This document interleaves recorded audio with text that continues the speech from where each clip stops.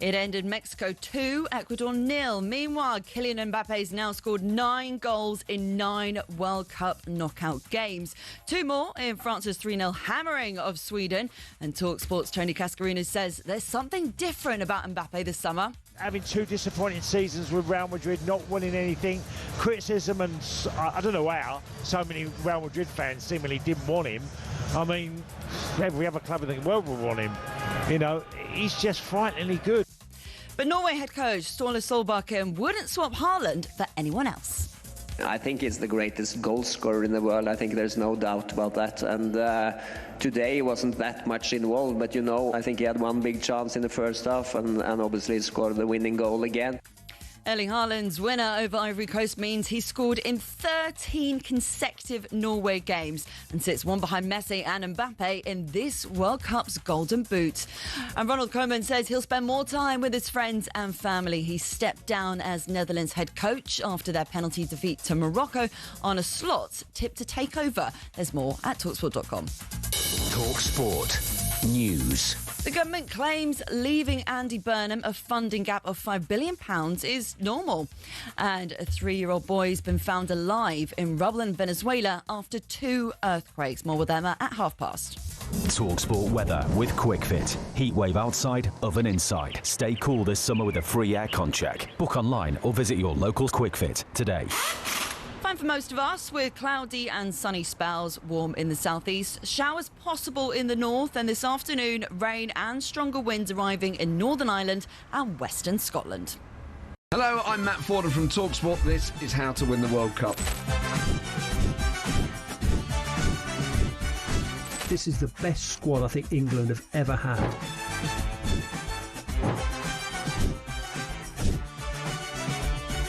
He used to love America, now he doesn't. It's very sad. It was so important to succeed because of all the pressure we received. Don't jump for this one, I'm going to knock his head off. Warning, this podcast does not guarantee England will actually win anything.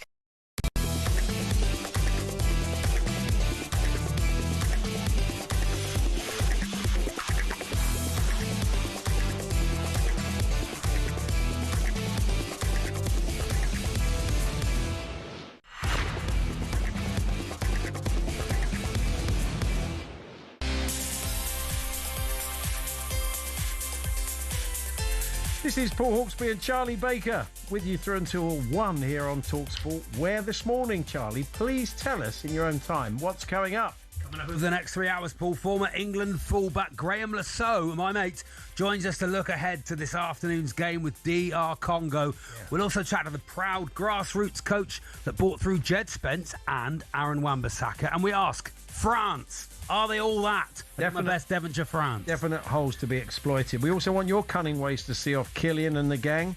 And in honour of Danny Murphy, we'd like tales of... We'll get Chris's take on that in a minute. That's good shit. And we're dropping on the England camp with our own Faker Others and Alex Crook. Yes, all this plus radio legend Chris Evans, who's currently sat next to me reading this, pops in for a chat. He's popped in. Peng the Premonition Panda. He's not here, Paul. He's not come in. He's not come in. Peng the Premonition Panda returns. I know. Right. Well, except he doesn't. He doesn't. Maybe he didn't see it. We understand he's been sent off to impregnate a panda elsewhere in the world. He'll be back next week. You can't get enough Pengs. And we'll cross to Tottenham. The hearts of London's Congolese population as the excitement builds, of course. Right. 5 o'clock kickoff. Seven Sisters Road, big Congolese population. Who knew? So we'll be finding out more about that. Max Scott has gone to have a chat. Am I in for Peng? You are. You're basically... Are you Peng? Why haven't you got the suit on? I'm off the bench. Oh, my gosh. Well, it's nearly 5 minutes past 10. Good morning, everyone. Good morning, Charlie. Good morning, Chris. Thank you for coming in, because, funny enough, we're doing an exchange programme, because I just did 10 minutes with you on your show, which I very much enjoyed. Well, I didn't really know what you wanted me to talk about. Yeah, I thought we'd just have the same chat again. So I thought you come on, and if that works, we'll just do the same kind of thing. I'm devastated about Peng, I've got to be honest. Speak to the bosses. Speak to the big bosses, Chris. Yeah. Well, his car and his driver's still outside. So where is he? He's gone missing. I didn't know he had a driver. He's got a driver. I don't think he gets it, Paul. He's a panda. Well, in a way, it's a bit like you were talking about Danny Murphy before, about Bob, his cat. Yeah. And he talked about it on the telly last night, didn't he? He did. It was the sort of chat you have with someone at a bar. You go up to the bar and you order a pint, and there's another bloke there, and he says, "What's your name, mate?" "Bob." "Oh, nice to meet you, Bob." And then he'll say, "I used to have a cat called Bob, but he one day got in a Royal Mail van. We never saw him again.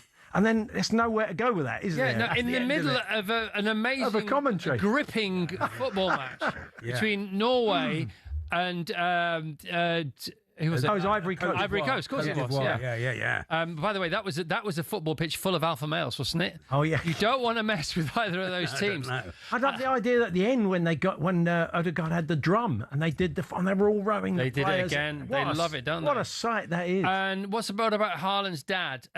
He looks the spit, not of Erling Haaland, funny enough, but of Peter Schmeichel, I thought. Oh, blimey. Did you see him? A scandal in the camp. Did you see him in the... No.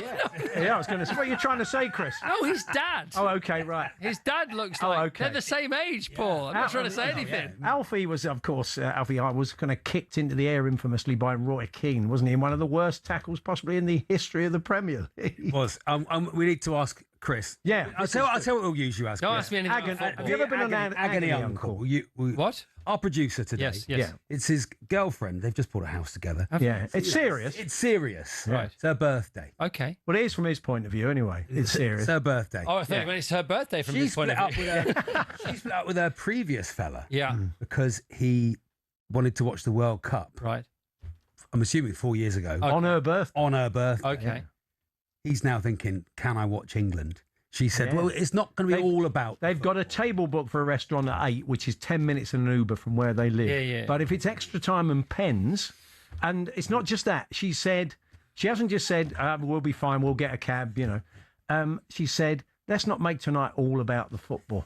Well, if he goes to extra time and pens, I'll go for dinner with her. Oh, okay. Because I won't be able to bear that. Can't cope. That's my answer. What about table for three? Can we get a table for three? Or what about Peng? What's Peng got? Oh, you don't want Peng sitting there. Not in that suit. He'll be stinking, wouldn't he? What suit, Paul? Oh, okay, sorry. Yeah, he's a panda. Devastated about Oh, Peng. so you think just go anyway, right? So is this interesting for you, isn't it? Because it's 10 o'clock. Goldstein and the gang have just finished breakfast. Yeah. And, we are where we are from kickoff tonight. Mm-hmm. And in many ways, you're here to help us pace ourselves. Yeah. And your show is very much that kind of rhythm anyway, isn't it? Yeah, that's right. So we're not going to get overexcited. It's a lovely interstitial, isn't it? Yeah. Usually between White and Jordan. Yeah. And then which is full-on build-up. Goldstein and Darren Bent usually on drive time. Yeah. But today you're perfectly pitched in the schedule to help me breathe. And I'm not joking. I would, I never don't like to talk about it, but I run into work every day. Yeah. And I ran into today, and about 2 months I thought, I can't catch my breath. And I was just feeling just a bit anxious. First of all, I woke up to a game that was still on, that didn't think was going to be on because of the thunderstorms last night, Mexico against Ecuador.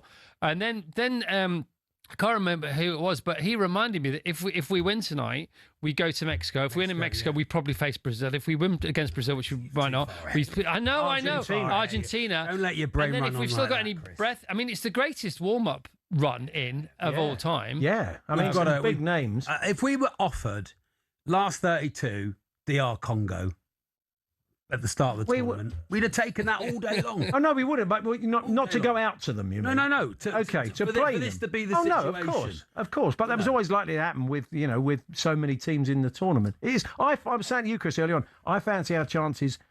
I'm less nervous about tonight. Sorry, I'm more nervous about tonight than I am about Mexico, who I think will come onto us in the Azteca and we'll find some space behind them. Well, and also it'll just be a great game. Yeah, That's will the be a whole very point. open match. Tonight's just going to be tense, isn't it? Yeah. I think that, what do I know about football, but I think that if we come out and we just get at them straight away. If Jude Bellingham says to the rest of the team, look, I'm doing this, it's up to you if you want to keep up or not. Yeah. And sort of, because we're all right once we're just too... We won't do that. We'll sit. We'll sit. No, they'll sit. I mean, I think we'll sort of bang on the same. What we don't want to do is bang. We've been banging on the same door a lot, playing in front of teams, and it isn't easy. Everybody says that, but Paul knows what he's talking about. But you do, if you look at France last night, you look at their players and you look at some of the ways they find a way behind sort of defences. Then maybe that's the blueprint. Although we haven't got Elise and Mbappe, have we? Although we have got very good just players. Watching Mbappe score all the goals again. What a player! Well, he's scored 6 on his own, hasn't he, so far? So what is Andy Jacobs doing right now? Is he in a dark room? Is he a flotation tank? He'll have a quiet day at home, I would imagine. Would he be knitting or? Well, quite possibly crochet. Drawing, actually. Does he draw? Somebody crocheted a World Cup, and so Andy's very keen to get them on. I don't know if it's a new love of crochet. I don't know. I mean, it wouldn't. I can't get my head around a crocheted World Cup. Someone is crochet away. Oh, no peng, no party. I'm switching off, says Neil. See what I mean? See what there you've was done more for the love. listeners now. Yeah, people love old 70s. I am devastated that Peng's. That's the only reason I agreed to Goldstein's waiting outside for a cup of coffee. You know that. On the way out. Goldstein wants a coffee. Why does he want a coffee with me after the show? Has he said, can we have a coffee again? Yeah, no, we're doing it. It's our first date today. Oh, wow, okay. So that's going to go. Oh, yeah, okay. What else? And Benty's hanging around. Yeah. Because he thinks, fans, just fans. No, but Benty's hanging around thinking, what's Goldstein doing with Evans? It's like, he's threatened. Andy, nothing is happening. There's nothing to see here. I don't know what's going on. Evans and Goldstein here on talkSPORT. Old Benty finds himself off a drive. If you fancy doing drive and breakfast, I'm sure it wouldn't take a lot out of you. Well, give me a rest. In the middle. Give me a little rest, to be honest. Yeah. I was running past the Lego store this morning, and I didn't realise, because sometimes you don't see things, you run past it 1,000 times. They've got the Lego World Cup. Lego World Cup. Yeah. Have you had a Lego World Cup in? We've not. No, that's a great. We should get one. Well, you should just build. I'm a Costco executive. Honestly, we've done worse shows. You what? I'm a Costco executive club member. Are you? Okay, wow. I don't want to show off. Wow, but that's amazing. What does that mean? You've kept that quiet, haven't you? That's right. You can get a deal on the. How'd you become a Costco executive? I'm a Costco member, but they've not let me into the inner sanctum. How do you go about that? Look, you either know the right people or you don't. What are you going to write? You're going to take notes. He's about to take notes, but we don't know. Yeah. Are you ordering Peng food? He's a doodler. Charlie and Andy are both doodlers. Right. I often notice that they're not listening to me when I say this stuff. They're just sitting there drawing. May I please congratulate you on the feature of the World Cup, which is Creatures of the Night. You like the Creatures? It's so good. Yeah, that is brilliant. That's Paul's idea. And it's just these sort of people sitting there, and you can tell the ones who've got the kids upstairs are going, well, it's 1-0. It's like Bob Harris. And the ones who maybe live on their own or don't care whether they wake the other half up shouting away. But it's fun. It captures what this World Cup has been for a lot of people, which is, right, which one do I watch? Yeah. How do I get up? And some people have moaned, but you can't, if it's going to be a World Cup, it has to take place around the world. Yeah. You can't just have it in British summertime. That's well. So it's like it's like World Cup of delirium. Yeah, like what day is it? What am I watching? Who is this? But but I mean, if England get through, they'll play Mexico 1 a.m. on a Monday, early as a Monday morning. Probably it'll all be Creatures. How will the founding fathers of Creatures Night feel about us? I don't know. It'd be like encroaching on their turf, a splinter group. But I mean, you get up at. You told me. I mean, you get quite an interesting time. You get up every day at 12 minutes past 4. Why 12 minutes? I have no idea. If you can never find out, let me know. I don't know. Have you always? It's kind of good luck thing. Now you couldn't get up at 10 past. It's gone backwards. I used to cut it fine, and now. It's funny I don't know if you thought about this, but when I was younger and I used to see older people driving really slowly, I thought, why are they driving slowly when they got less time in life? Do you know what I mean? Okay, but now, as I get older, I do everything more slowly. I don't know why. You just relax into it. So I've started getting up even earlier.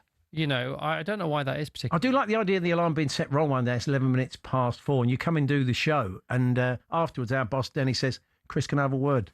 It's not working, mate. It's just today I've realised it's the 11 minutes past 4. You changed something you've done. Don't mess with it. Well, we are creatures of early morning, aren't we? Habits, the same thing at the same time every single day.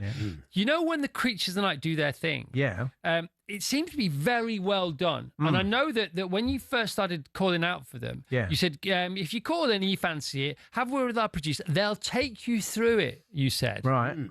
How do they do it? It's our brilliant assistant producer, Georgia, takes the raw material every day and hones their it. phones. One of them voice memo. Yeah. Okay. So one of them contacted me yesterday and said, whoever edited that did a brilliant job, because I seem to be rambling on for hours talking rubbish. But she's kind of got very good at them now. She can get to the heart of it. On our show, to be honest. Yeah. Well, there we are. Transfer for Georgia. Come and get me, please. Big money transfer. She's actually getting some coffees at the moment. Well, Chris, we do appreciate you coming in to see us. Is it time for me to go? Kind of. I'm being the producer. I'm going to do a peng. You're back tomorrow morning, aren't you? Apparently. Yes. According to the contract. Yeah. Right, thanks so much. Thanks for popping in, Chris. Amazing we'll see you show. later. Thank God you bless so you. much. Thanks a lot. Nice to see you. Thank you. Chris Evans there back on Virgin Radio, of course, tomorrow morning. Win or lose. Yeah, that's win or lose. That's right. Yeah, that's true. It is Paul Hawksbee and Charlie Baker here on talkSPORT. So, any advice for Sean, our producer? We've given you the scenario. It's a difficult one. It can't be all about the World Cup on a night. England are playing. a couple of hours before they go on a big meal, their first meal on her birthday after they've moved in together. My wife and daughter are going to see Katy Perry live. Oh, really? They said, well, there's another ticket if you want to come. I'll leave it. I missed the pen and I liked it. That would be great. Thanks very much. Yeah, okay. Yeah, well, you've chosen the right. I say I'm going to be probably watching it in a pub, which I wasn't expecting to do. For reasons I'll go into later on. I just said to my son, you better get us a table. He said, no, we'll be fine. So does England are playing at 5 o'clock on a summer's night, for goodness sake. Get a table, Paul. So anyway, you should be on the case. France, are they all that? What's the way to beat them? Let us know. Give us your blueprint today. They're two, Bob. I watched it, honestly. It's one player. I've got the rubbish scout onto them. He's having a look at me. I'll make the rubbish scout. Yeah. Anyway, we better crack on because Graham Lasso joins us. We'll look ahead to tonight's game. We will have a take on France as he was kind of halfway there, as Bon Jovi once said.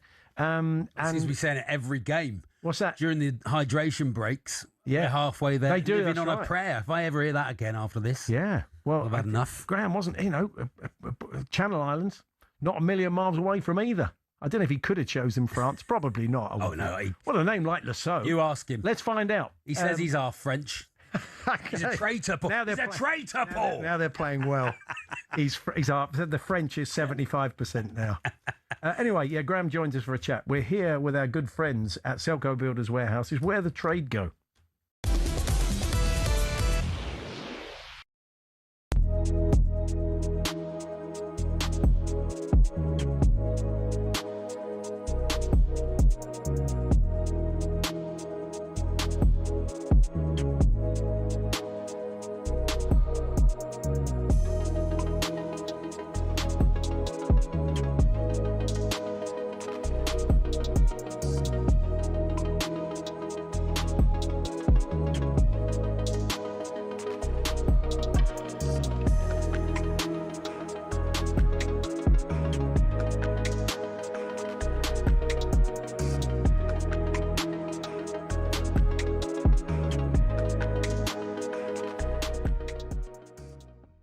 These fellas are amongst the bravest in New York. The window cleaners behind us here. If you're watching live on YouTube, let me describe the scene. As everybody now knows, we are 50 floors up here at the World Trade Center.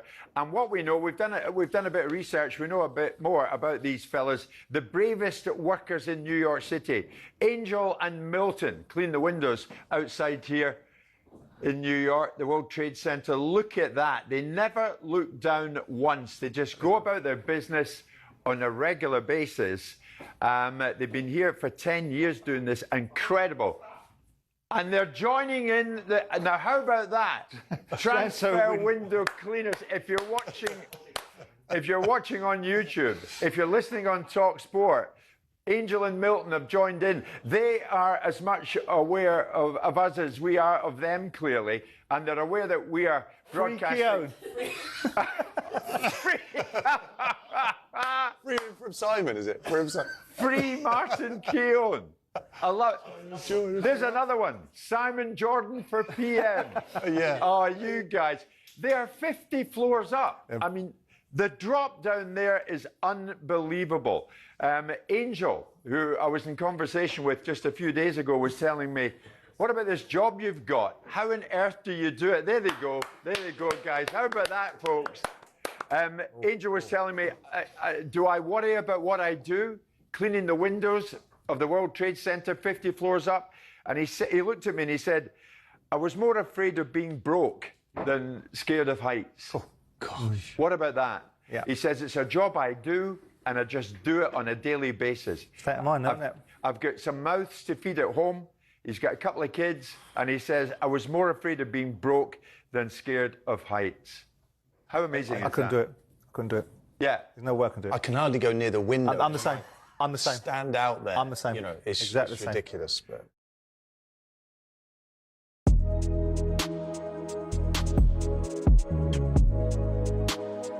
Hello, I'm Matt Forden from talkSPORT. This is How to Win the World Cup. This is the best squad I think England have ever had.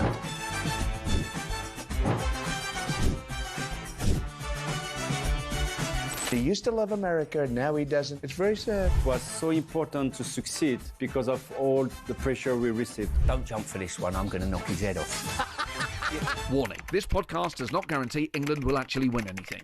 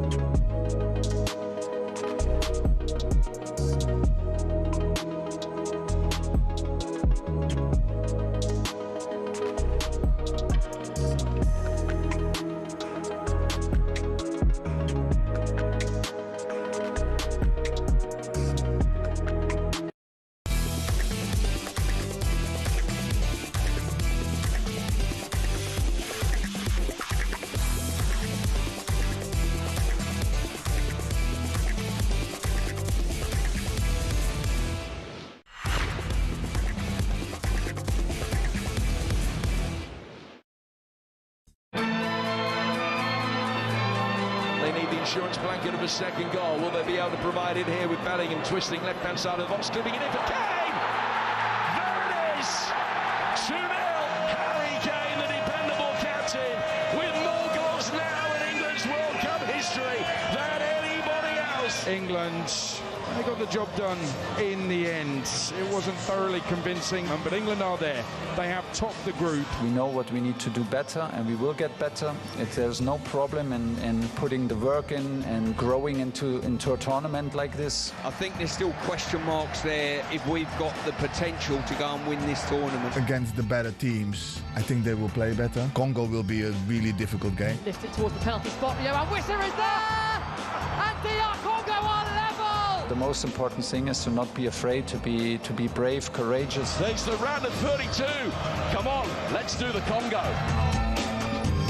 Yes, if you subscribe to Low Block magazine, then tonight's game is very much for you. Low Block magazine. That's a good read. Good read. Yeah, a good read. Have you got the latest Low Block magazine? Seem to have last month's, but not this month. So Alistair Howarth, our African correspondent, was telling us yesterday, expect more of the same tonight, trying to hit us on the break. Sitting very deep. Can't wait, as Alan would say. Let's have a chat with the former England defender, Graham Lasso. Hi, Graham. Hello, Graham. Hi, lucky I signed in early to hear you talking about my French roots. Yeah, French Paul. I'm all over French that. Paul. Well, yeah. Two-thirds of my name's French, or 3/4 if you use my middle name, which is Pierre. I've always got that one up my sleeve, particularly when they're doing well. But we'll get to that later. We will, How are you because both? that was quite. Yeah, we're good, Graham. Thanks, mate. We really appreciate you joining us. Yes.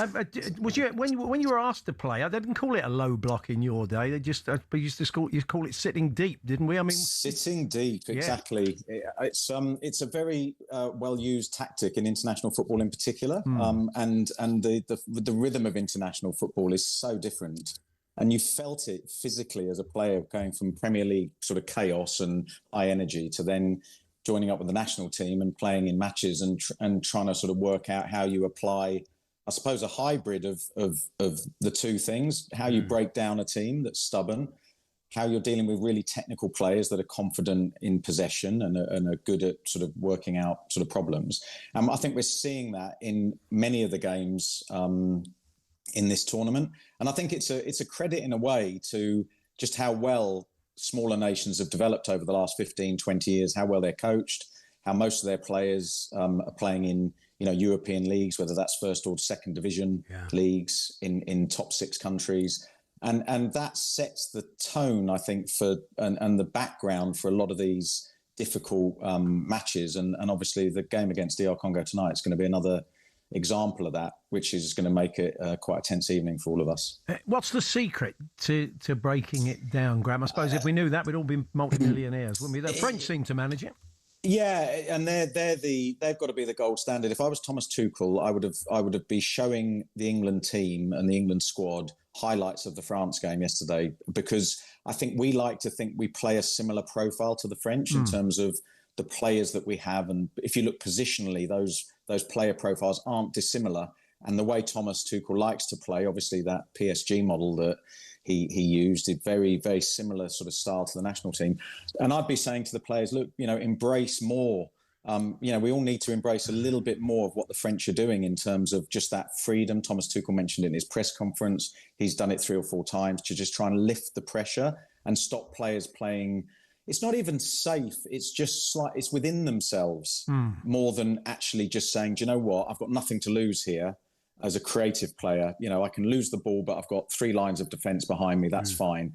And actually getting them to play a little bit more with a bit more freedom, playing the pass that they see or doing the thing that they first think of rather than overthinking.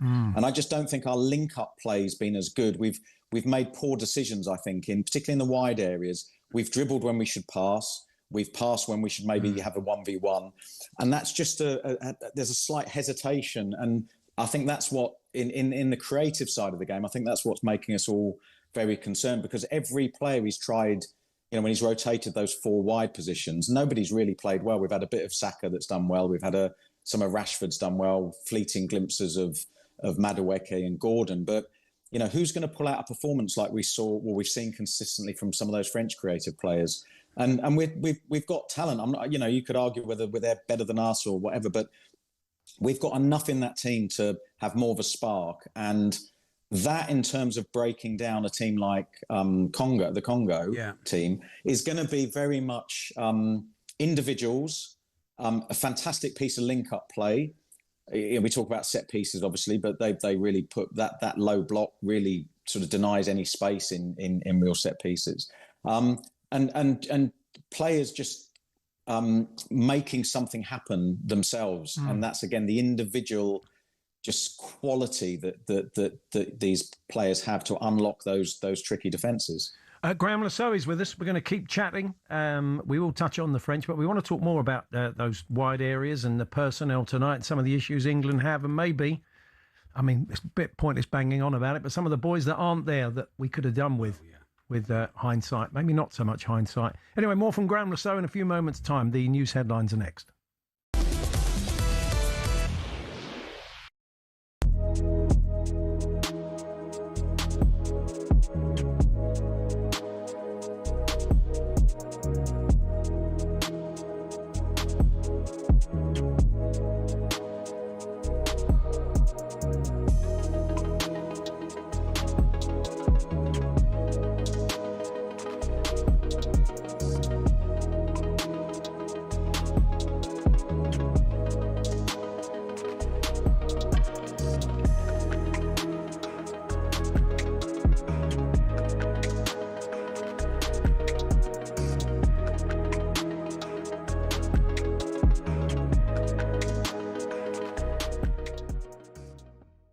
Bentley has been terrified all week about the Ghanaian witch doctor he slagged off. No, he did not. Supposedly putting a curse on Harry Kane and England's number 9, subsequently missing a sitter.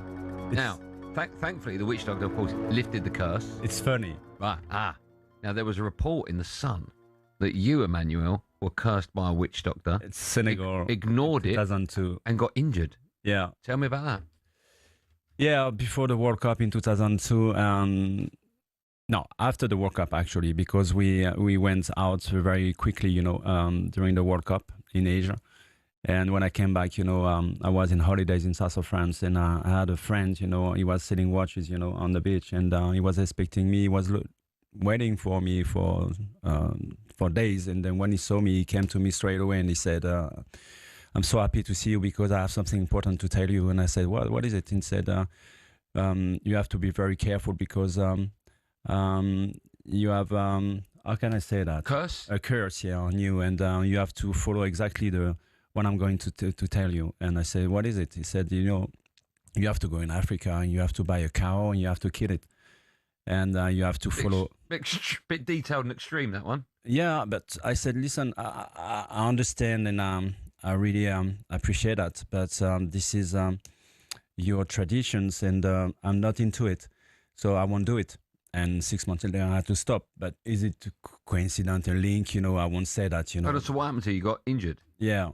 And they cut my leg in 2 parts, so I had to stop playing football. Did you get injured kicking a cow? No. Hold on. What part you got injured? Was it the calf? No, that's my knee, the right knee. Yeah. Okay. Yeah. You don't believe in any of that? No. Yes, I believe in it. Are you amazed at Benny's? The German leading England. It all sounds a little bit odd, but as Thomas Tuchel tries to bring football home, here's how he ended up in one of the most scrutinised jobs in sport.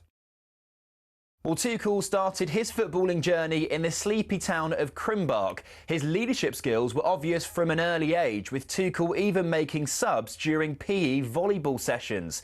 After a knee injury ended his playing career at the age of 25, Tuchel accepted his first coaching role in the Stuttgart youth setup in 2000. He led the club's under-19s to their league title 5 years later, but his perceived abrasive personality meant Stuttgart chose not to renew his contract. He went on to spend 5 years at the helm at Mainz before leaving the club for Dortmund. And there, Tuchel secured his first major trophy, the German Cup, in 2017. 8 more pieces of silverware came next for Tuchel in just 5 seasons at PSG, Chelsea and Bayern Munich. And that CV impressed the top brass at the FA. We found so many similarities and so many things that suited my approach and my hunger to achieve special things. I always wanted to come back to England. Well, he says all the right things, but is destiny on Tuchel's side?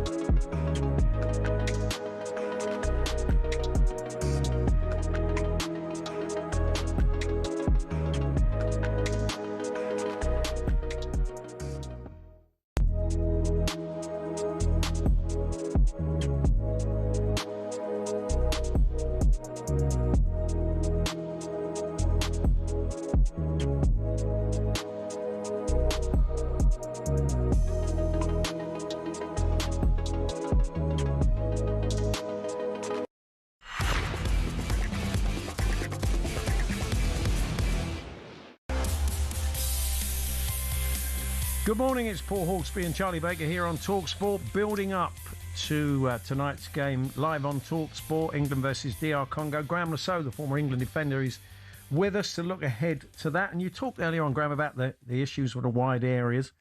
We've got Saka, who doesn't look 100% fit. You could see a bit of ring rust on him the other day. He looks flogged, like a lot of the Arsenal boys do, really. Rashford on the left seems to be the most likely one to get the nod. And then behind them, we've got Nico O'Reilly. He's a very different profile of left-back. You were. You didn't often pop up in the box with a header. And scored against Brazil. Oh, that's why. That wasn't Graham did score against Brazil. That was from about 30 yards. 35-yard header. That's because his new girlfriend was there. I took 5 yards off of it. And Jed Spence, who strangely for a right-footed player who spent a lot of time playing wing-back, is not... He's a much better left-back than a right-back. So it's all a bit mix and match, isn't it? Well, I think you've hit the nail on the head in the sense that they're a bit lopsided at the moment. They don't have, there's not an obvious balance to the team. And I think some of that's down to a couple of the injuries. Some of it's down to squad selection, but that ship sailed, obviously. So we are where we are. And Jed Spence, who was somebody that, I thought was on the periphery of that England squad before the tournament, has suddenly almost become the most important player in the whole squad because of his versatility, the ability for him to play right or left back, where O'Reilly looks shaky defensively because he's encouraged to get forwards and doesn't have that pace to get back once somebody's the wrong side of him.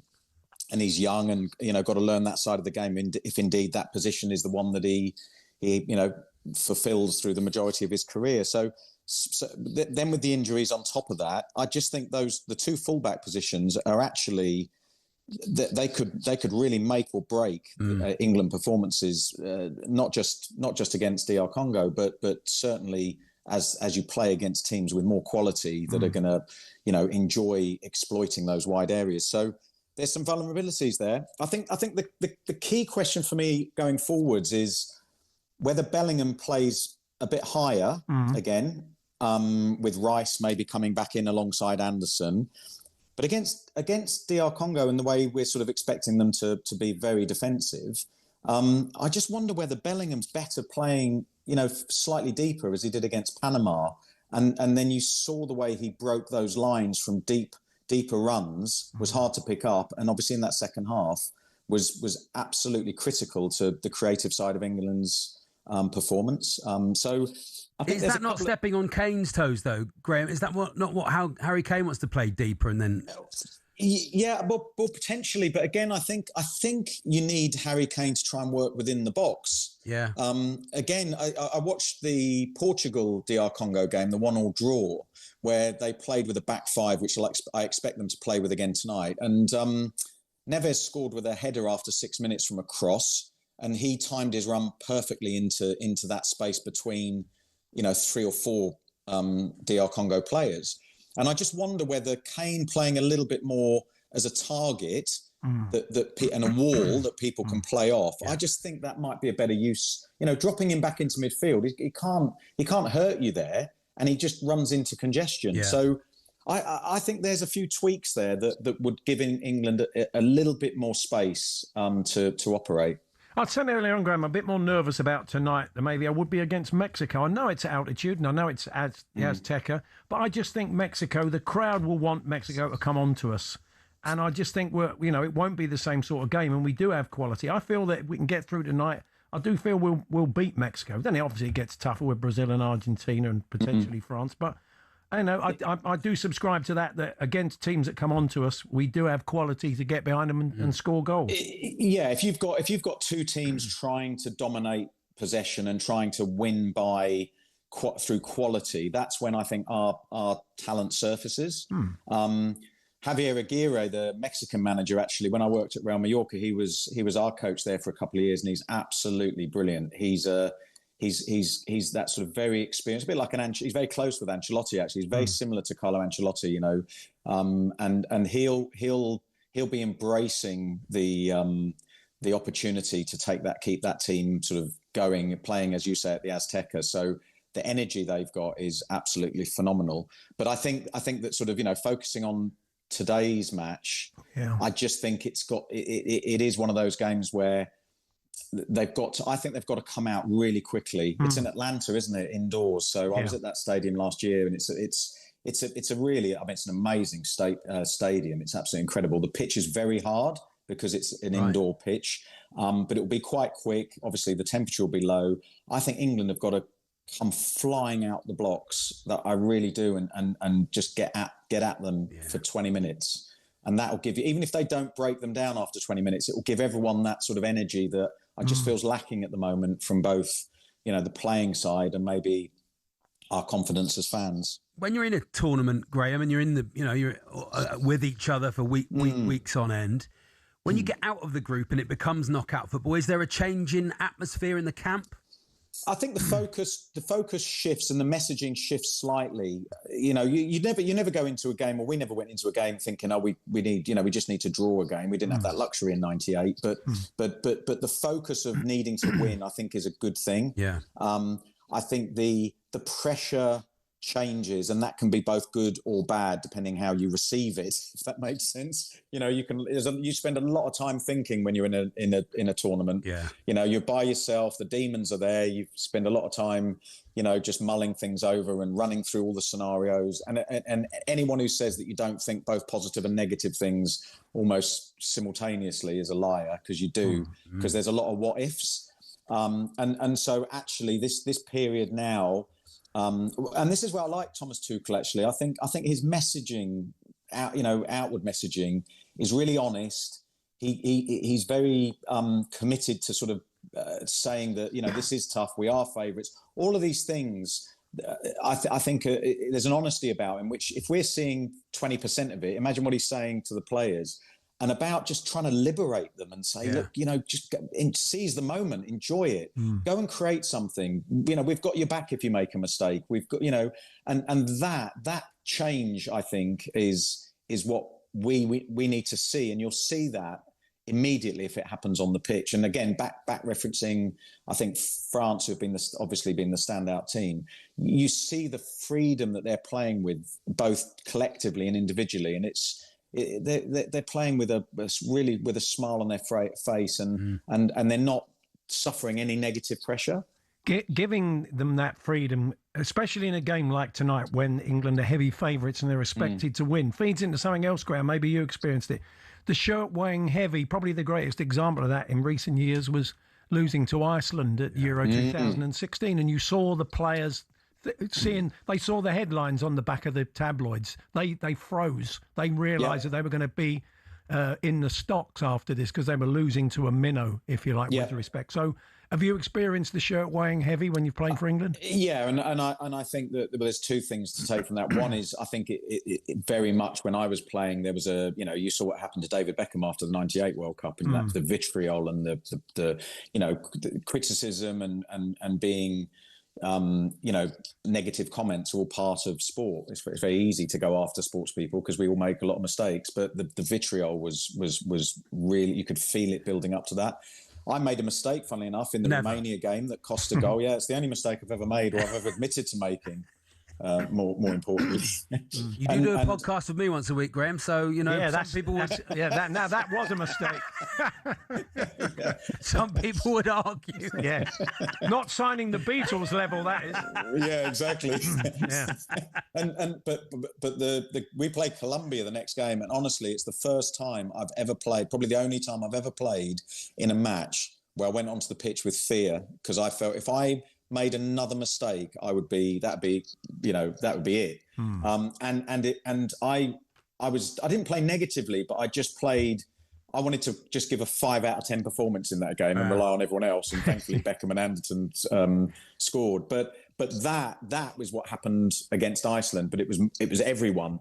And it's rabbit and headlight stuff. And if you let that get into your head, it really becomes oppressive, and you become individuals as a group. And Gareth Southgate, his legacy for me is that he's lifted the weight off the shirt. He's put in all the support. He's created a real bond between those players. It's up to Thomas Tuchel to continue that and then add his quality, his unique style to get the best out of them. I don't see them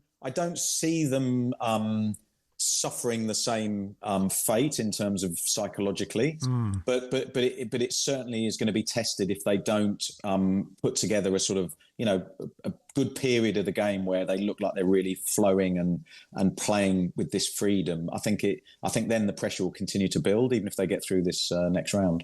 We said we'd come back to France. We're going to have a chat with Eric Bilderman very shortly, who's seen lots of great French teams over the years as a French journalist, but.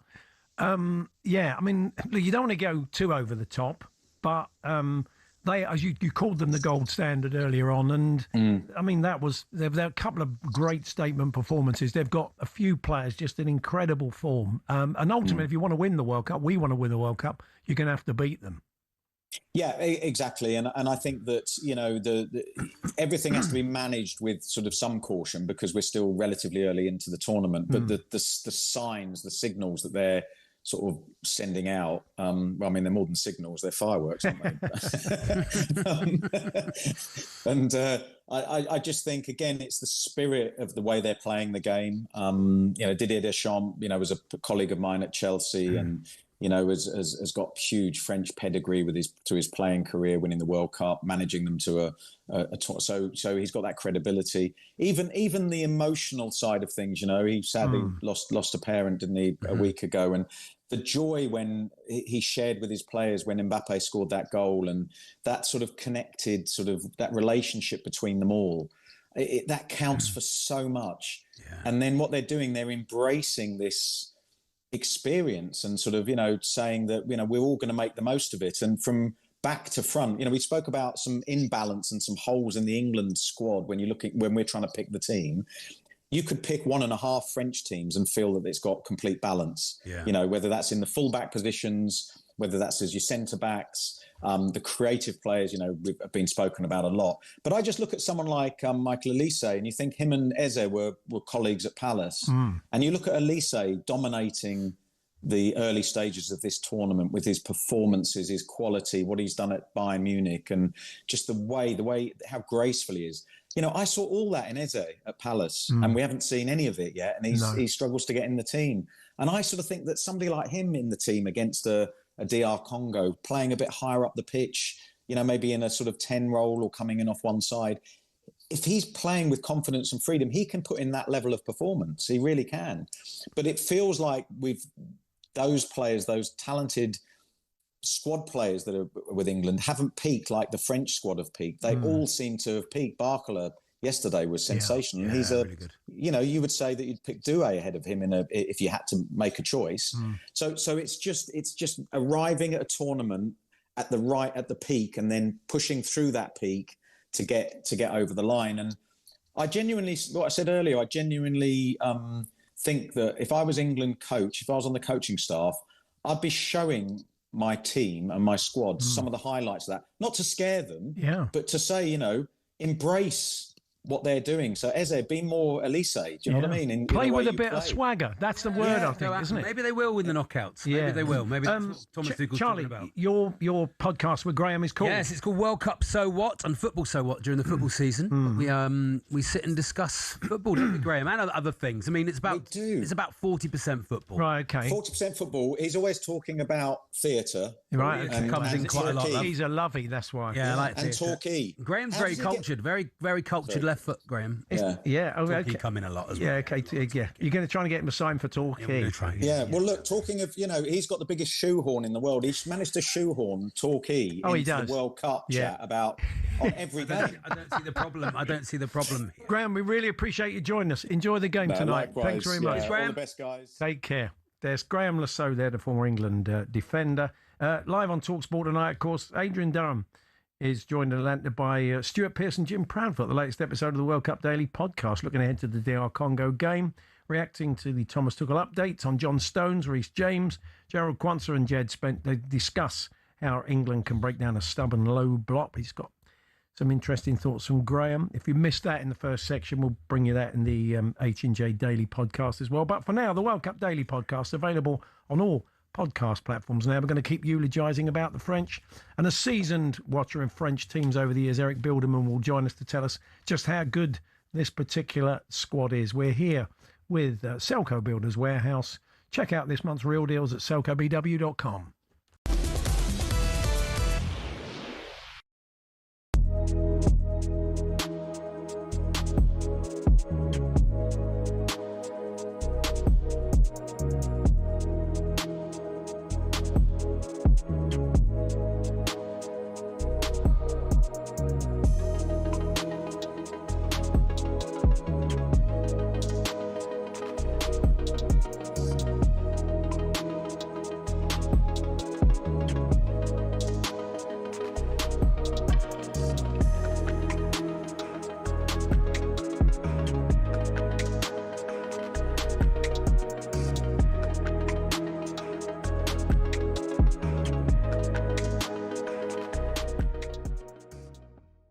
Really bizarre situation what's going on with German football at the moment.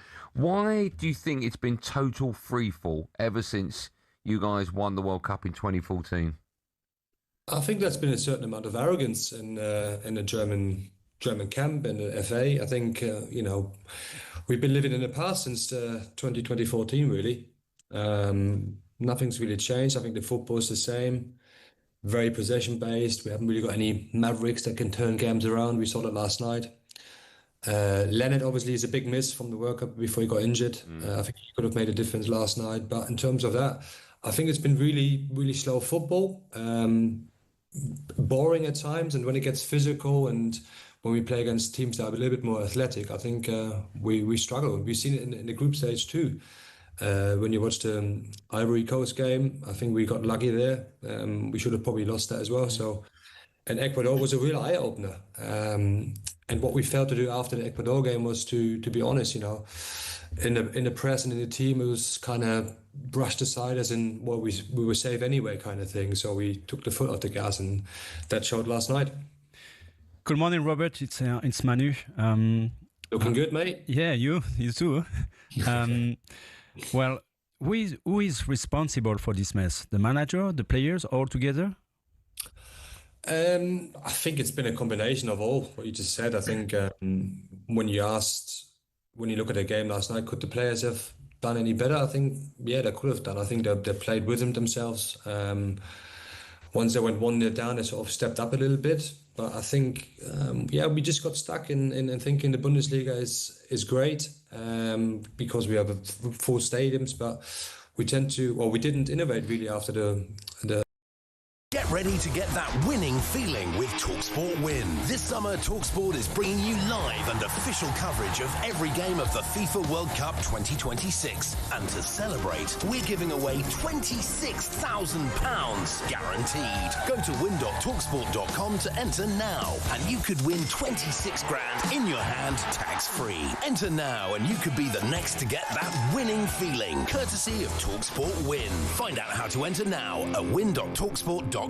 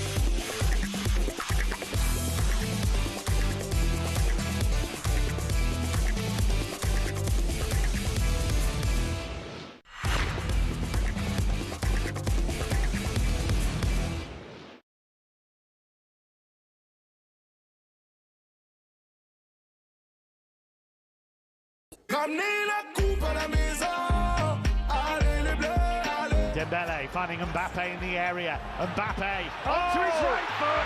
Sensational. Absolutely magnificent. Tchouameni.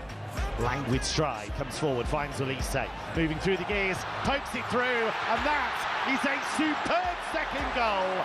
Bradley Barcola. A very typical French goal. It's deja vu, really is for France. Olise slipped it through. They're in here, and it's Mbappe again. It's France 3, Sweden 0. I'm not sure who can stop this team scoring. So comfortable. Time now for Duracel's Extra Mile. We go and pick those players we think went the extra mile, those players that bring a game-changing performance and unstoppable power. You can't look beyond the French team against Sweden last night. And you can't call him unsung. He didn't score a goal last night, but he almost scored one of the greatest goals in World Cup history. Did. Michael Olise with that overhead kick that, even as he set himself, you thought he's not. He's not gonna, is he? It wasn't He's just quite that. far out, wasn't he? It feeds into what Graham said about swagger, and Eze at Palace had that swagger. At Arsenal, we've seen a bit less of that. He's playing in a great team, but he's a cog in a well-oiled machine. And you see aspect normally when he plays against Spurs. Yeah, cheers, Eberechi. But you don't see as much swagger from him. And it would be good to see that, because he was right. Olise and Eze together, well, they just had almost like free roll. You wonder if having someone absolutely world class, one of the greatest of all time there with Mbappe, you wonder if having someone like that releases everyone else. Being able to go, find. well, he might do it, but I'll have a go at it as well. It's fantastic. Let's find out. Let's put this current team, this current setup in the pantheon of great sides. I don't want to call him old. Let's call him venerable and seasoned. Eric Bilderman has watched a lot of French teams over the years, good and bad. He joins us now. Hi, Eric. Eric. Hi, good morning. Good morning. Yeah. So how are you feeling? I mean, as you watch this team, again, with another fantastic performance and some fine goals, how are you feeling about this team, having seen so many of them over the years? Yeah, we are over the moon.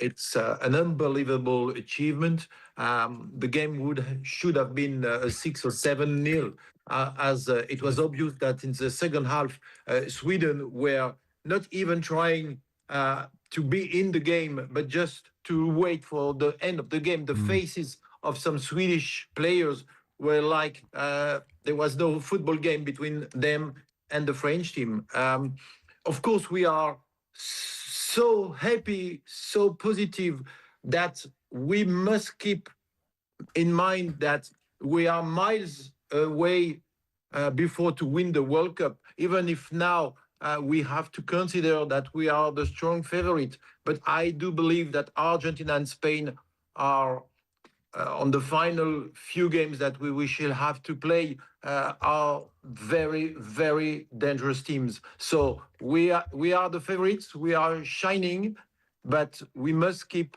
fit on earth. Yeah. There's a great togetherness in the squad. I guess there was before, but it was very noticeable when Mbappe scored that first goal. He ran immediately to Didier Deschamps. All the players hugged him in like the sad news of the death of his mother. That's not always been the case in the French camp. If we want to go back to 2010 and other times, but there seems a great togetherness in the camp as well, doesn't it? Yeah. It's obvious that between the players, the feeling is very positive.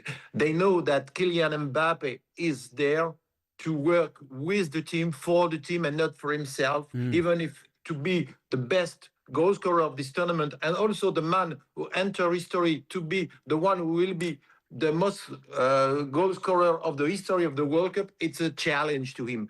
But this challenge is not overshadowing the challenge of the squad, the challenge of the team. And of course, what you said about Didier Deschamps with the drama that he had with losing his mother, I think it's something which unites the team with Didier Deschamps, even if they don't need to be united, because everybody knows for the last 20 years, if you look at club section or team national team section, that Didier Deschamps is a fantastic manager. And what is the very best on him is that he knows how to deal with a dressing room. He knows how to deal with single-minded personality. He knows to work with team spirit. So this is on the paper and on the field so far the exact I don't say this in English, the exact blueprint puzzle who works. Yeah. The puzzle is assembled. Yeah, absolutely. Michael Olise, Eric, is he better than you all thought? I mean, I know he's had an incredible season for Bayern Munich, but for me, it's like, God, this guy he was great for Palace, and then he's been great. He seems to be stepping on and on and on. I don't know if that's coaching or just the confidence in him for the national team. I think it's given the freedom, he's given this sort of free role, and he's just embraced it, hasn't he? Yeah, to us, it's a bit of a surprise. We knew that he was a great player. Yeah. We didn't know that he was a genius player. What he has achieved by the pass that he's giving goals, but he's giving goals where there is no chance to give a goal. What he has done yesterday night on the third goal, what he has done before with I think was the first game, second half. It's something like he's a master of geometric. He makes spaces where only Messi was able to make spaces to give decisive ball to another player. And when you have the gifted Mbappe to receive the gift, you know that the gift will be magnified by these two. So of course we are in a dreamland. We are in a dreamland. With Olise, he doesn't score a goal. He might have scored one, as you said, one of the very best goals ever in the World Cup. Yesterday, he missed the clear chances also in the second half. But we don't need him to score goals. We have guys to score goals. We need him to be the provider. Yeah. Eric, it's good to talk to you as always. I'm sure we'll speak again later in the tournament. So thanks for joining us. Thank you, my friend. Thanks, Eric. It's Eric Bilderman there, French football journalist. And the trouble is, you can't go, France, because they're so great to watch. It's great. You just have to hold your hands up and go. If you love football, you can't get sniffy about it. Exactly. Yeah. I'm sure there are a lot of people out saying, I'm not so sure. How'd you beat them then? If you've got Graham told us, well, he couldn't tell us how to beat France. You're the manager. Let's play. You are the manager. How are you going to go and beat France? What are you going to? I've got to give him a kicking. I mean, no one's gone out and give him a. You can't do that. It's a shame Uruguay have gone. They need a real team. Kick him in the air. A really thuggish team with a referee that the bar is quite high at this World Cup. So maybe you just need a bunch of hatchets. It is high. Maybe you need I think the ref. Danny Dyer needs to put a little firm together. Don't you think? If there's a little firm. If it was basketball, you'd be allowed to go out and foul them and then just get removed from the game and then someone else come on. That's true. That's what you need, an enforcer. Even like last night, I mean, Rabiot is a good player, but he can be a bit ho-hum for France. But he had that chance, and he's just, they're loving being part of this. You like know? a Rabiot in the headlights. Indeed. And then they bring Doué off the bench and Ranchuk, who's had a brilliant season. The depth that anyway, not many weeks, very annoying. But England will stuff them in the final. Don't worry about that. Yeah, it's coming home. But for now, that was Duracell's Extra Mile. Coming up in the next hour of the show, amongst other things, Graham Scott joins us. We're going to talk a bit of refereeing at the tournament and some of the things we're going to see in the Premier League next year that we're seeing in this World Cup. Not all of them will be adopted. We'll tell you about the ones that will and the ones that won't. And Jason Cundy will be joining us. There's a sports bar special tonight, and Jason will set the scene for that and give us his thoughts on the game in the next hour. Duracell's Extra Mile on talkSPORT. Different, better, unstoppable.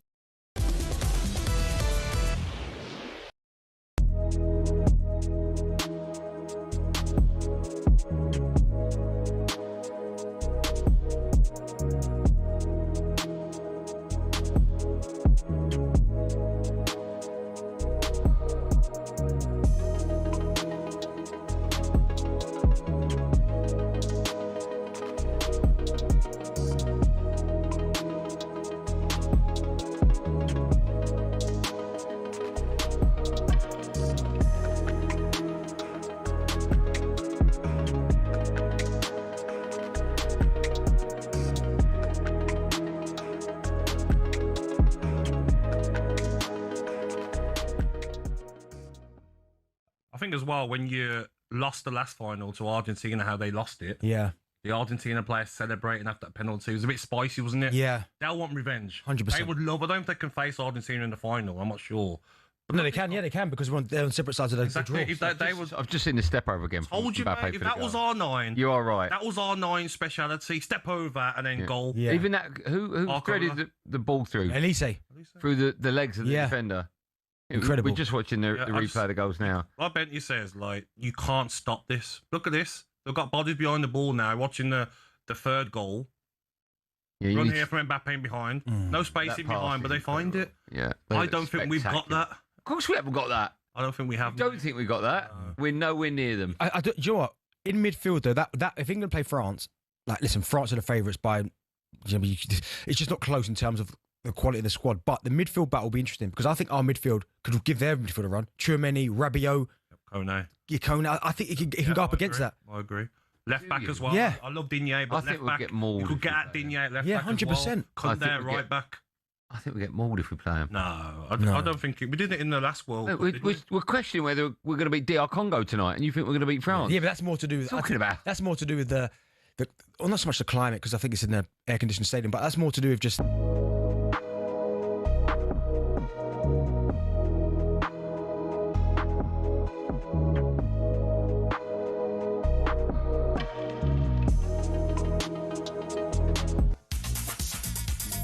We'll be chatting to a grassroots coach that brought through Jed Spence and Aaron Wan-Bissaka who go head-to-head tonight. That's straight after Hugo Chambry with the sports headlines. Talk Sport.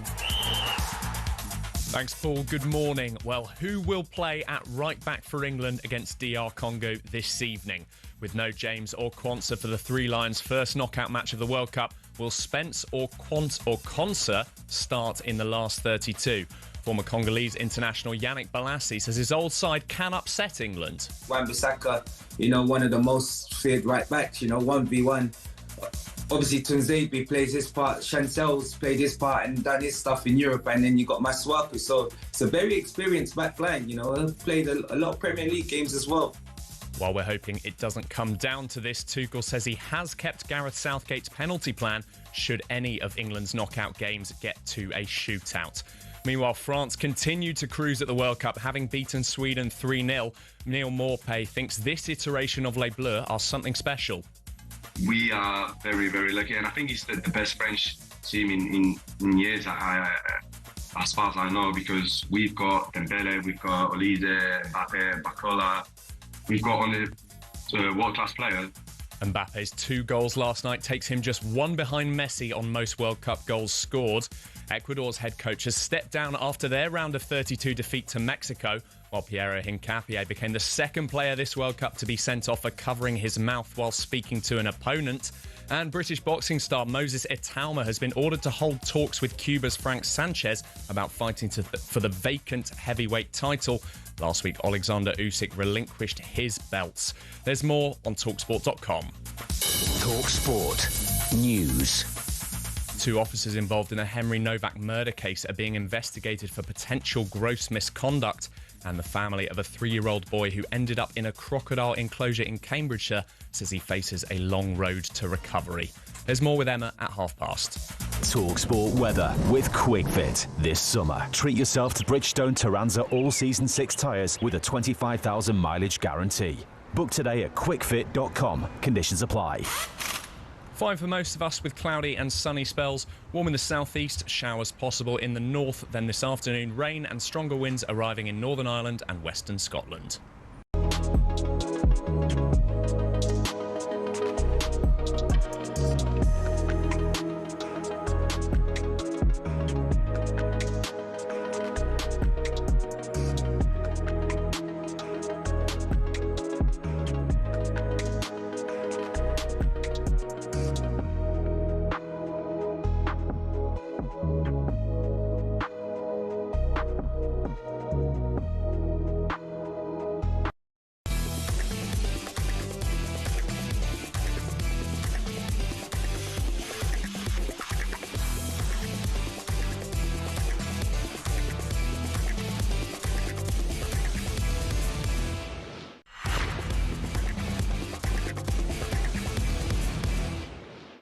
Win 26 grand in your hand, courtesy of talkSPORT Win. Yes, the countdown to kick-off well and truly underway for England tonight. But before the boys take to the pitch, how about bringing home a massive win of your own to celebrate every single moment of the World Cup live on talkSPORT? We're giving you the chance to win £26,000 in tax-free cash. That's 26 grand straight into your bank account. Send some good luck to the 3 Lions, grab some for yourself and get in the draw right now. Here's how, Charlie. Yeah, for your chance to win, visit talksportwin.com or text WIN to 83338 by 6 p.m. on the 20th of July 2026. Text costs £2.50 plus your standard network rate, or send your name and number by post to Comp1, PO Box 3190, Colchester CO28GP, to arrive by midnight on the 23rd of July 2026. 18 plus, UK residents only. For your chance to win, text WIN to 83338 now. This is a network promotion. Full T's and C's at talksportwin.com. Now, Paul. Yes, Andy. Sorry, Charlie. I'm Charlie. Yeah. Before we move on, I just wanted to show the listeners something about how you expect to be greeted into the studio from now on. Okay, yeah. A clip from something this morning. Here it is. Here we go. It's a special moment for me because this guy's an absolute hero. He's an absolute legend. Our next guest is a radio ledge. He knows everything there is to know about football and more. He's helping us gear up for England's first ever round of 32 clash this evening against Dr. Congo, this morning on talkSPORT. So please let's welcome a guest with whom footy wisdom comes for free. It's Paul Hawksbee.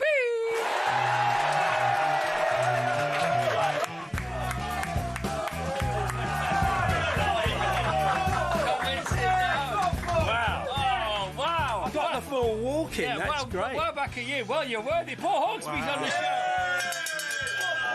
show. The bell and everything, Paul. I barely get a nod here. He's falling. What about that? Just Paul. to have that. If you could do what Chris does for me before I come into the studio every day, I couldn't get that out of Andy. I couldn't get that level of energy. He'd have a heart attack. If Peng was here, Paul, he'd say, "Not the first time you've had the clap, Paul." No, exactly. Or something like that. That's the trouble with Peng. That's why I want that to park the Peng. You ever park the Peng, Charlie? Anyway, today you lost your plums a minute ago. I did. Yes, I luckily found them.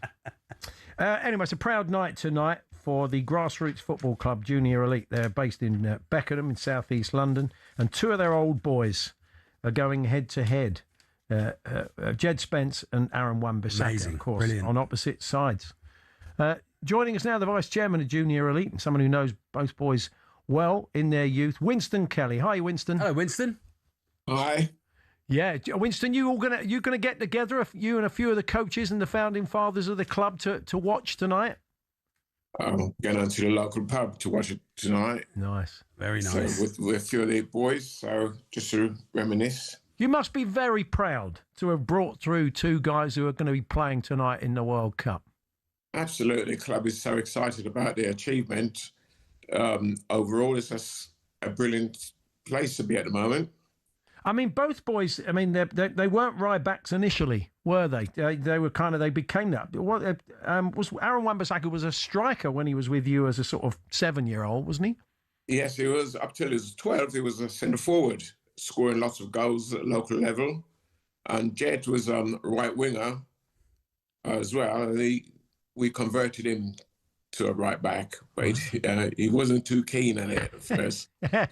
No one wants to be a right back, Winston. Let's be honest. No one at 7 says, "Mum, Dad, Winston, I want to be a right back," do they? No, but we just see the potential there for him. As we could see the speed, his aggression. Yeah. So we thought it'd be a good place for him to learn his trade. Yeah. When I've been involved in youth football a bit with my son. And there was always one team you thought, oh no, we've got to play them next week. Were you that team, Winston? Yes, we are that team still. We for the opposition, it's their cup final to beat Junior Elite Football Club is a great achievement. So you will see that on social media. If any of the Junior Elite team loses, it's all over social media. Give us a brief history of the club, Winston. When was it established, and when did you get involved? It was established 25 years ago by a Colin in New Addington, in a social youth centre. Yeah. Then we started to grow, so we moved to Beckenham Royal Hospital, which gave us a ground where we're playing now, which gave us the facilities.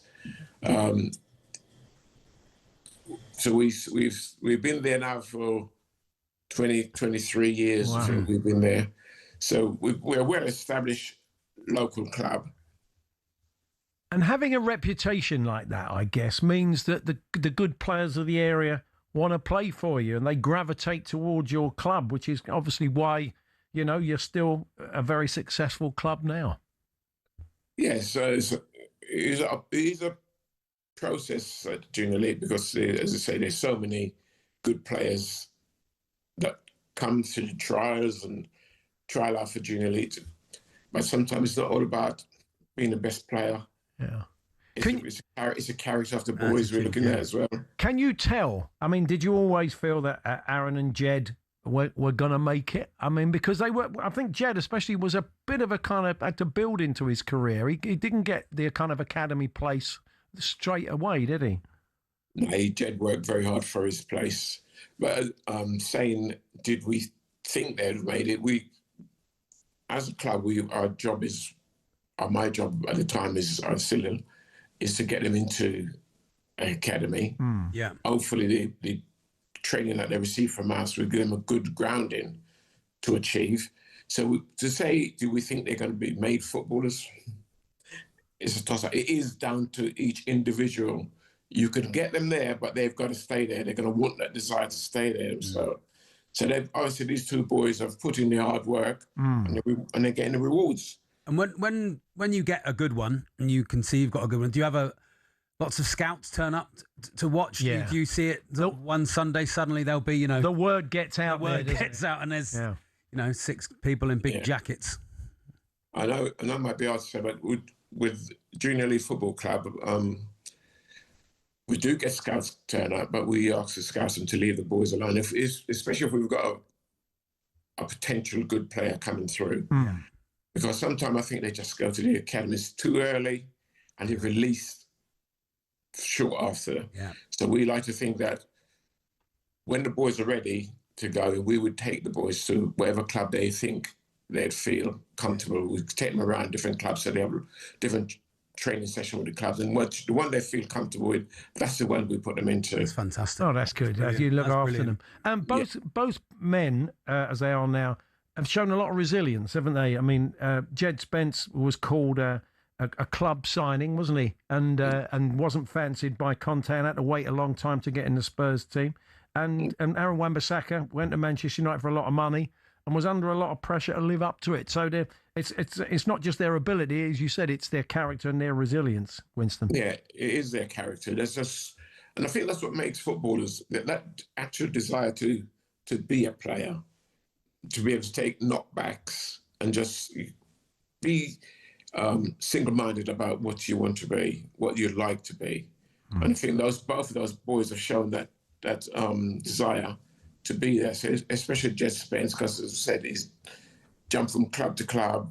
Nobody really wanted him to play. Even when he came to Spurs, he wasn't getting his chance, you know, and he just didn't drop his head. He just kept working.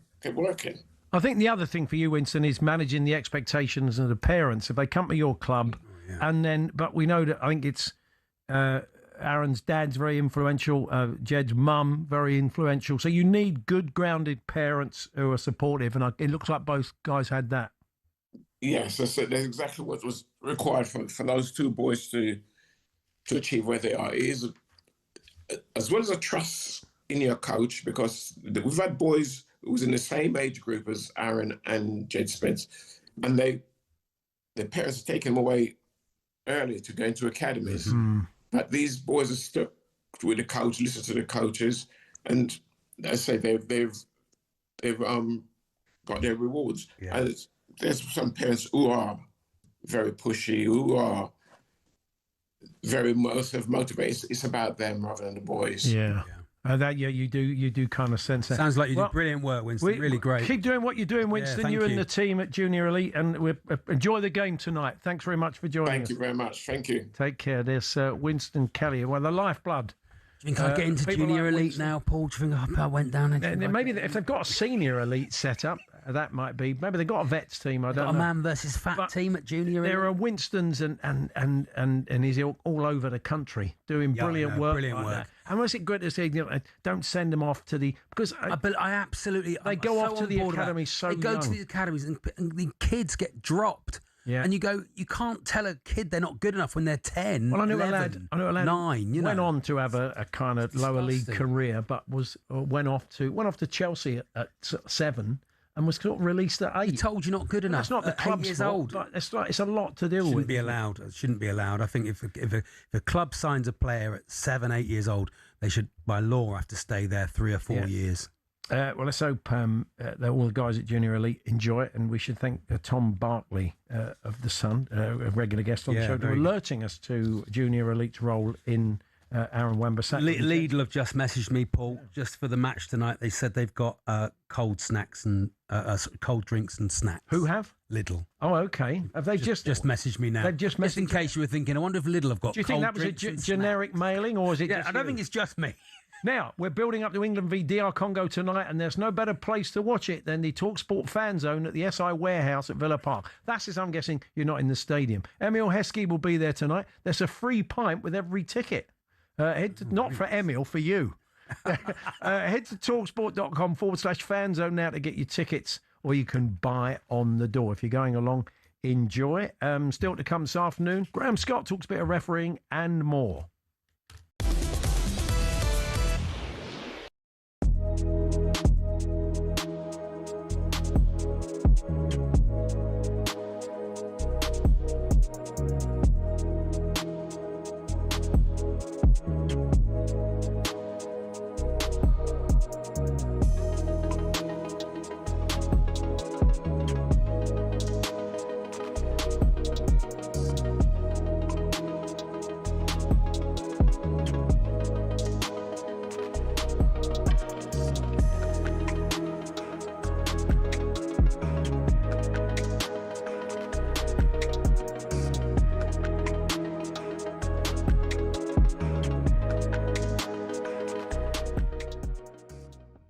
Simon has been saying what he means and means what he says, as always. And such was the case just a few days ago when we got onto the topic of, Erling Haaland. Who would you rather play for your nation out of the two of them, Mbappe or Haaland? Who would you get? Well, given I think that Haaland's a rude, unpleasant little toad, I would go down the route of Mbappe. Yeah, we'll take that. Because of the one occasion in Spain when he's playing paddle tennis, Stuart, and he's sitting there with Alpha Inga Haaland, and he thought, and Erling comes over and says to Simon, "You must stop taking my photograph." He wasn't. I mean, you get your beef up. You were saying, "I'm not trying to photograph you." He thought your phone was out and you were trying to have a picture of him. With the risk of name dropping, I was playing paddle on a court next to that little twit. So you weren't taking his picture? No, I weren't, mate. Simon, I love that. So I'm playing paddle tennis. But it's true. Well, after that, news got through to Erling Haaland out here in the US, and he has responded on Instagram with a laughing face emoji saying, "Don't know what that little twit toad means, but I'll take that from him." There you go. Your reputation goes before you. Erling's on it. Well, clearly he recognises the errors of his ways. I'll accept that as an apology. You actually were not on that day trying to photograph Erling as he's in mid-paddle tennis. No. If anyone knows, for what this is worth, anything about me, the last thing I want is to take pictures of footballers. To be honest, Haaland himself has made news out here, but he tells us himself that he can walk around New York City completely unnoticed. That is part of this place, Martin. I'm not so sure that it would be the same for Beckham walking down there. Hello, I'm Matt Forden from talkSPORT. This is How to Win the World Cup. This is the best squad I think England have ever had.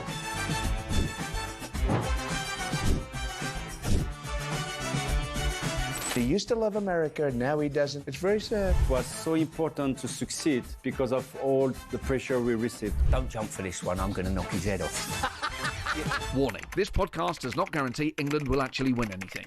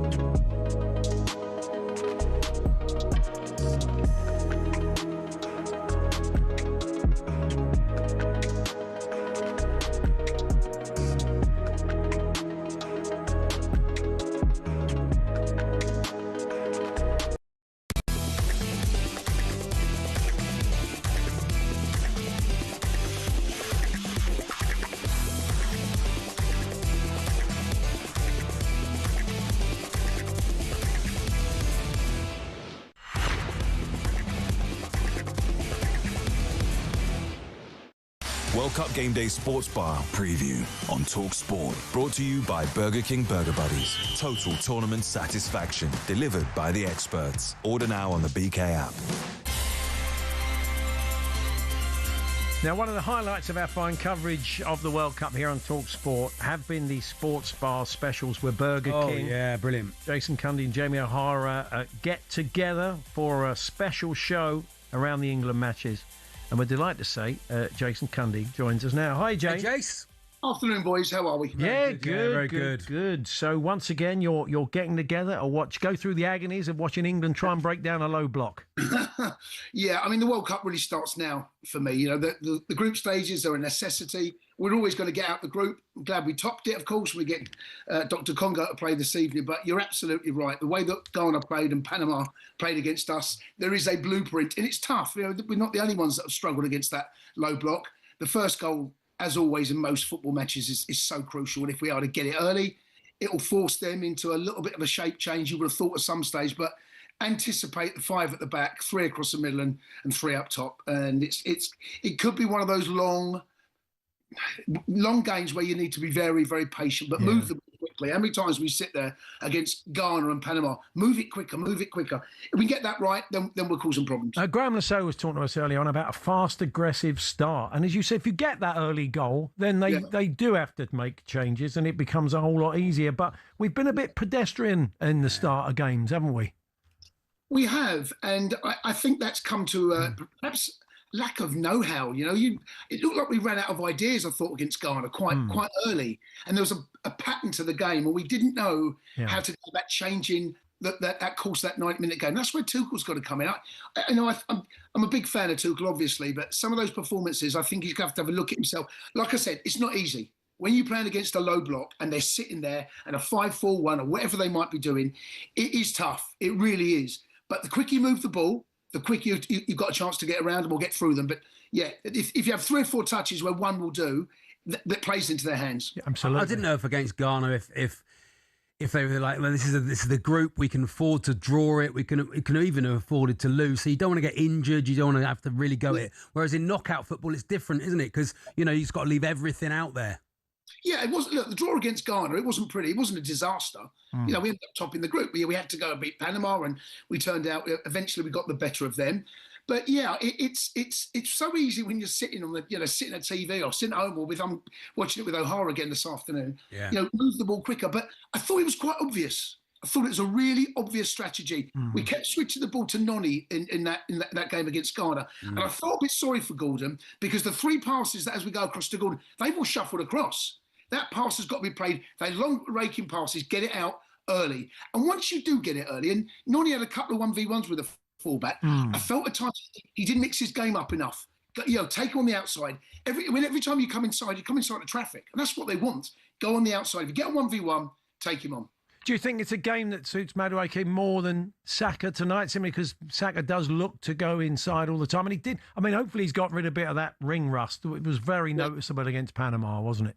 If Saka's fit, I'm playing Saka. It's as simple as that. But Saka can go both ways. Yeah. He's got a wonderful left foot. That ball, he drifts towards that far post. When he only is half a yard, Saka. But he can go on the outside as well. He's got, I've seen amount of times I see it do it for Arsenal, where he chops that ball across, drills that ball across the face of the goal. He can do both. But if Saka's fit, I'm starting Saka. A couple of big boys have gone out, Germany, Netherlands. Does that raise the pressure on England, or do you think that makes them go, sort of almost like, we won't be the first ones to go out, so we can actually go out and play? I think it's just a reminder, actually, that there's no easy games. When you get Congo, well, listen, this is going to be a tough game. Yeah. There is no doubt about it whatsoever. We should win. We got better players. Everyone knows that. But it's about doing it on the day. And look, Germany, I have to be honest with you, I wasn't impressed with Germany even during the group stages. Now, they topped the group, but I thought they were really bang average, and as it turned out, they got dumped out, and deservedly so. But I think it's just a reminder that you cannot take any of these sides lightly. If we go in there tonight underestimating Congo, we'll get a collar's felt. You've got to make sure you go into this, and do you know what? I've no doubt that we will approach it in the right manner. So, one of the other things you've been doing on these special shows is having a guest join you to watch the games. Now, earlier on in breakfast, we heard that they wanted Ray Parlour to join the show tonight, Jamie O'Hara. But who are you rooting for? Well, Gabby. I mean, Gabby's not on talkSPORT enough at the moment, is he? No, he's not. You're absolutely right. We're not hearing enough of him, are we? Oh, I want more Gabby. I want the day bookended by Gabby Agbonlahor. Everyone needs a Gabby in their life. It's as simple. He's such a great boy. He's such great company, and he's got great football knowledge as well. And he's such a good lad, as you well know. So no, I want a little bit of Gabby action tonight. I don't quite know when that's decided, but myself and Jamie will be in situ at Redwood. That place gets raucous. It's like a bear pit in there, mate. Yeah. And like I said, now this World Cup really starts in the knockout stages, the atmosphere is going to be crackling. Absolutely crackling in there. So, all thanks to our friends, of course, at Burger King. Yeah. And then myself and Jamie taking calls straight after the game. Hopefully, we won't be crying. Yeah, let's hope not. And talkSPORT accounts have been in touch. They want Gabby because the bar tab is a lot cheaper than it would be for Parlour. Definitely.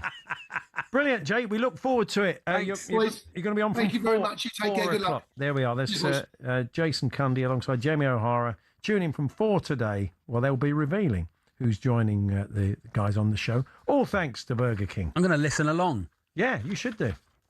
World Cup Game Day Sports Bar preview on talkSPORT. Brought to you by Burger King Burger Buddies. Total tournament satisfaction delivered by the experts. Order now on the BK app.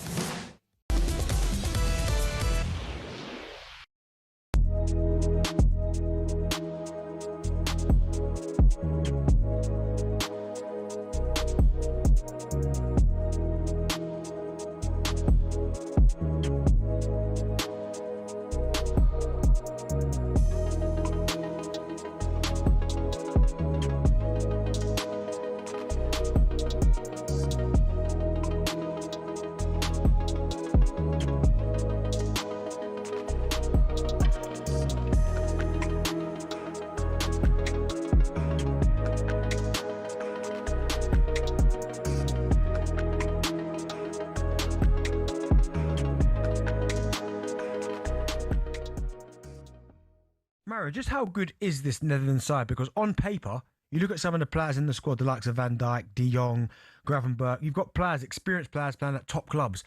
But yet again, they've gone out of another major tournament.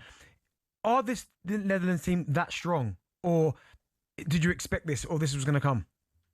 The thing is, like, this is a good question from you. Why? Because we also have to make our team strong. Like, if you're going to play, if you change the system, you know, like, look, if you play a whole new system with a team and with the individuals that are not used to playing like that, it's always going to be a change for them. Okay, then you play three at the back, you know, three in the middle of the park and then two wing backs. Okay, Dumfries, easy for him. But for Van der Ven, it's different because he's a centre half, plays at Spurs in the centre of the defensive line, and then he plays on the left hand side. He's not a wing back. He's not going to dribble. He's got the speed, but his speed is something that comes later. It's not like it's starting. Then you play in the middle of the pitch. You play two players. They are very good when they have the ball. But now I can ask you a question. What happens with those two players when we don't have the ball? And that's exactly how the Moroccans hurt us. Mario, my question is simple. What's next for Netherlands? For the Netherlands, what is next? You know, like Koeman, I don't know, like, because of the personal situation and his family situation, I don't want to go deep into it, but I think he might make a decision and say, like, hey, this might come to my time. I did it twice, and so we have to wait for his decision. He will make it and tell us. Away from that, I don't see, look, now I think the Holland team, you have to focus on, like, you miss some penalties. Some other guys are going to, you know, feel hurt. They got to pick them back up and get the guys back on their feet. That's one of the key things. Iconic. There's no other word. An 18-carat gold trophy that owns the world, and it waits. It waits for 4 years. It's 1971, and FIFA need a new trophy to replace the Jules Rimet, so they launch a worldwide design competition. And in his studio in Milan, 50-year-old sculptor Silvio Gazzaniga immediately gets to work. But instead of sending FIFA a picture, he goes further and makes a prototype they can hold.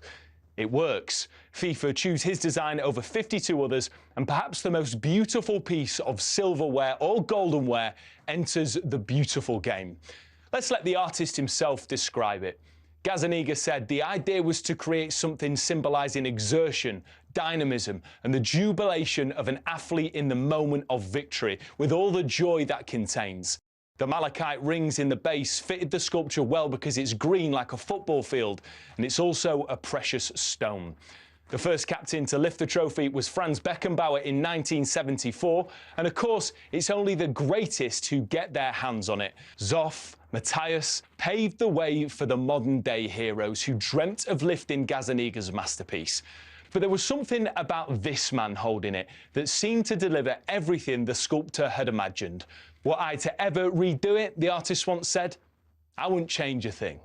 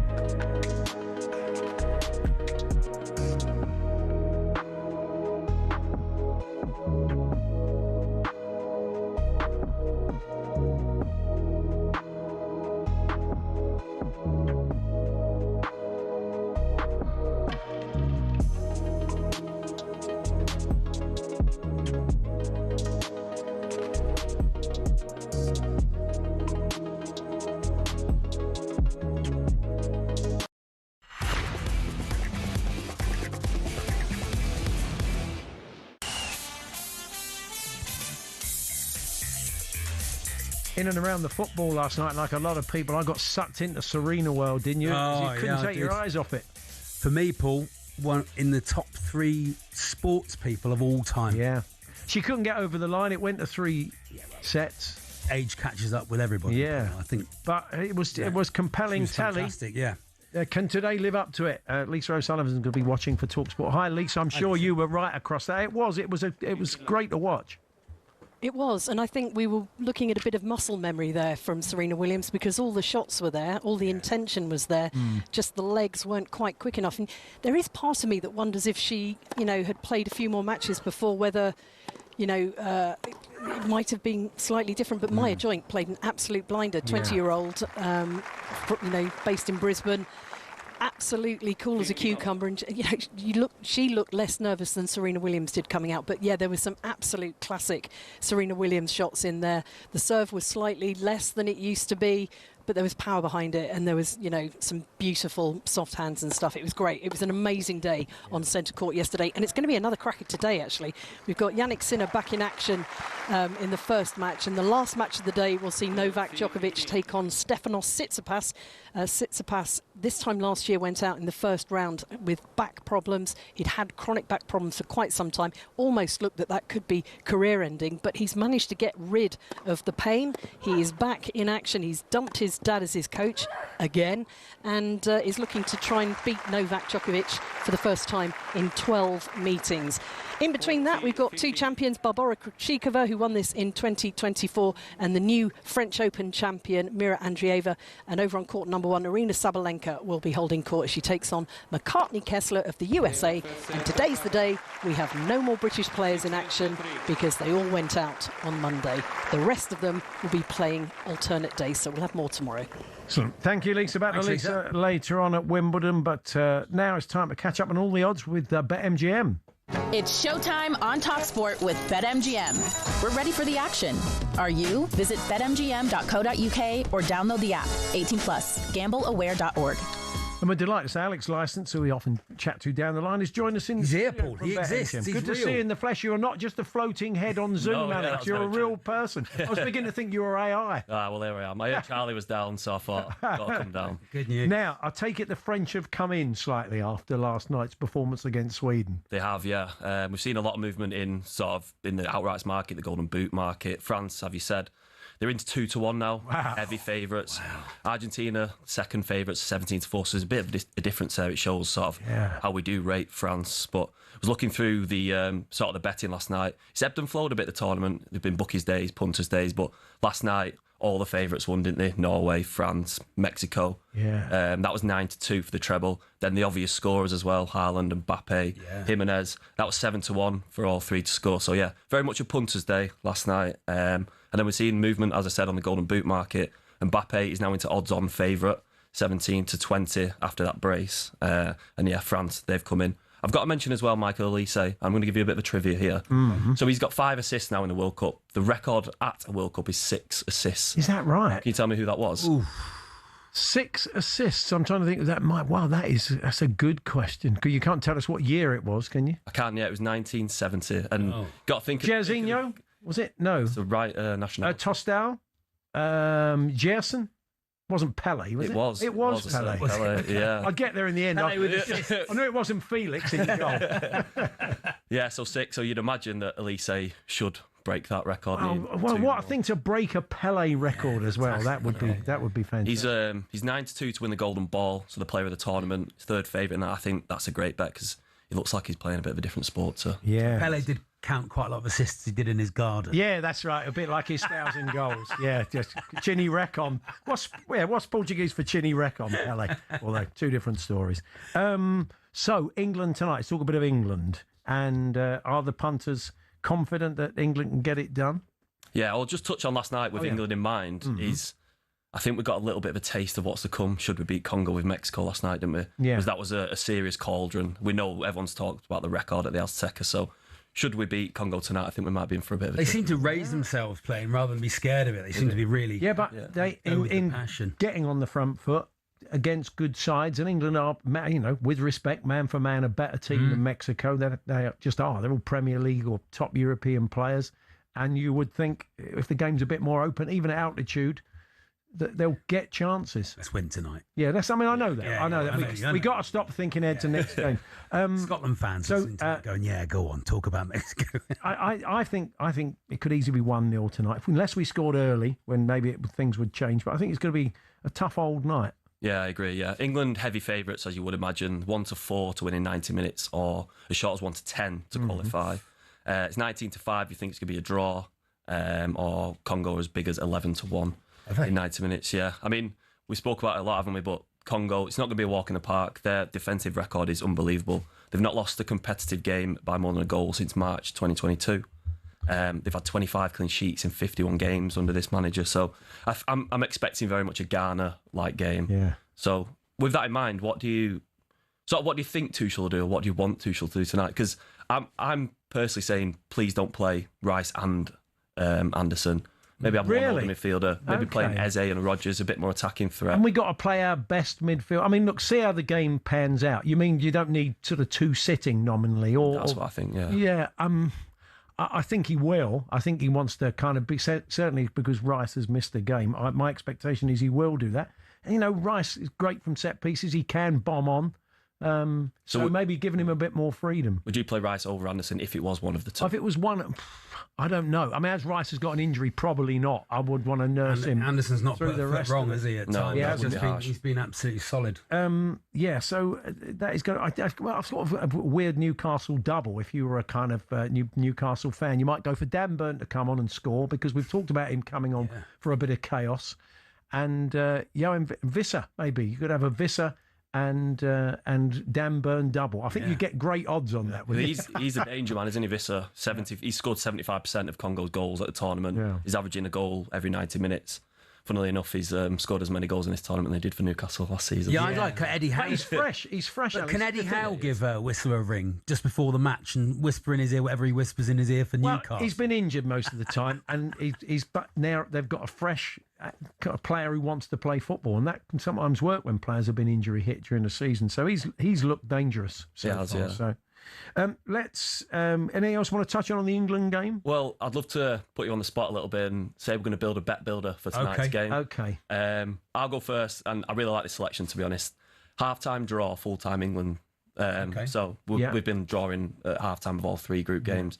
So that's a nice price at 14-5 for a bit of value in the bet builder. So, Paul, if I can ask you for a goal scorer. Well, I mean, look, as it's a bet builder, I think sometimes you want a couple of circumspect, maybe more obvious ones in there to get the deal off. I'm going to go for Harry Kane. I'm going to stick my neck out and go for a Harry Kane goal. Paul, we really got the knowledge. Oh, really? Yeah. The hipster's choice. Let me think. No, but, you know, it's a bet builder. If it was a one-off, there's no value. But within a bet builder, you need a few, well, let's not say bankers, but DR Congo. But that sort of, yeah. Yeah, 4-6 for that selection. Okay. And then, Charlie, someone to assist, maybe? Declan Rice. I think we're going to do all right from corners. Yeah. Okay. So that selection's 16-5, which means the treble is 29-1. Okay. And it's worth mentioning that BetMGM customers can get money back as a free bet on losing bet builders for tonight, but T's and C's apply. We've got a game of cricket this evening up in Durham, haven't we, at Chester Street? England versus India, 1 and 2 in the ICC T20 rankings, and a chance for a lot of people to see Suryavanshi in action in our conditions. I don't know if it's a chilly night in Durham or not, but this is the 15-year-old batting wonder kid. I mean, I think it's a lot of excitement for the fans up there to watch this guy play. He's amazing. Yeah, he is. Yeah, I was having a look at the markets, and he is 3-1 to be India's top scorer tonight. So he didn't actually play. I mean, they got beat. If you notice, they got beat by Ireland 2-0 last week out of the blue. Well, Danny Kelly was celebrating. We wish Danny well, of course. But I saw he said it gave him a real lift in his health battle to see an Ireland team beat India. Yeah, amazing, incredible. Result. Yeah. Looking at the markets, can't really split them at the minute. England and India both 9-10. We was having a chat this morning, and I know it's a white ball series, but is this series against India a bit of an audition for Harry Brook as captain? Well, he says he wants to do both. I mean, it's asking a lot, isn't it? I mean, in some ways, I can't see anyone else putting their hand up as the thing for the test job. Can you, Paul? Not in this obvious. If this hierarchy stays, I think he gets the gig, and he says he'll be honoured, and he feels he can do both. But it is asking a lot of someone. It kind of is. I mean, I think in light of what's happened with Ben Stokes, I mean, to say there's anger directed towards him, that's not fair. But what happened on that Ashes tour? And you know what? Subsequently, he effectively wasn't punished for it, and there's a bit of a feeling that Ben Stokes has had to walk away from cricket now, whatever the rights and wrongs of that, or whether that's true or not, for something that wasn't as serious that he wasn't involved in. So there's people are a bit put out with Harry Brook at the moment. They shouldn't be, because it's not his fault from that point of view. No, but he's not squeaky clean himself. No, is he, Harry Brook? exactly. But yeah, I don't know. I mean, like when you're looking at that Test side, there's not many guaranteed starters. No. You've got Root, obviously, we don't want him to be captain. He doesn't want a captain. No. Brook, Duckett is probably nailed on, not being a captain. Also had his off-field issues in Australia, didn't he? So I don't know who else you give it to. We said to Andy the other day, did he go outside the box with Sam Billings? But not playing. It seems unlikely. Yeah, so it will be Brook, I think. Yeah, it probably will be. Well, brilliant. Good to see you. Yeah, Thank you very much for coming in, Alex. And absolute pleasure. Enjoy the game tonight. Yeah, and let's hope for an England win. Alex Licence there. That was a look ahead to all the latest odds thanks to BetMGM. Visit betmgm.co.uk or download the app 18+. BeGambleAware.org. It's showtime on talkSPORT with BetMGM. Keep things golden with responsible play at betmgm.co.uk. 18+. GambleAware.org.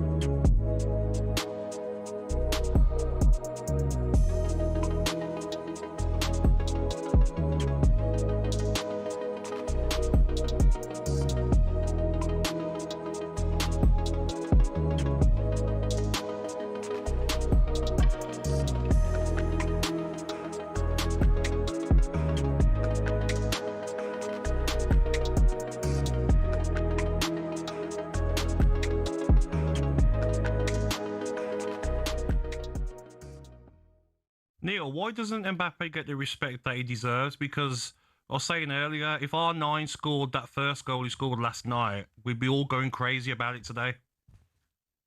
It was an unbelievable goal. I don't understand. I feel like maybe his character sometimes seems to annoy people, but his quality on the pitch is just ridiculous.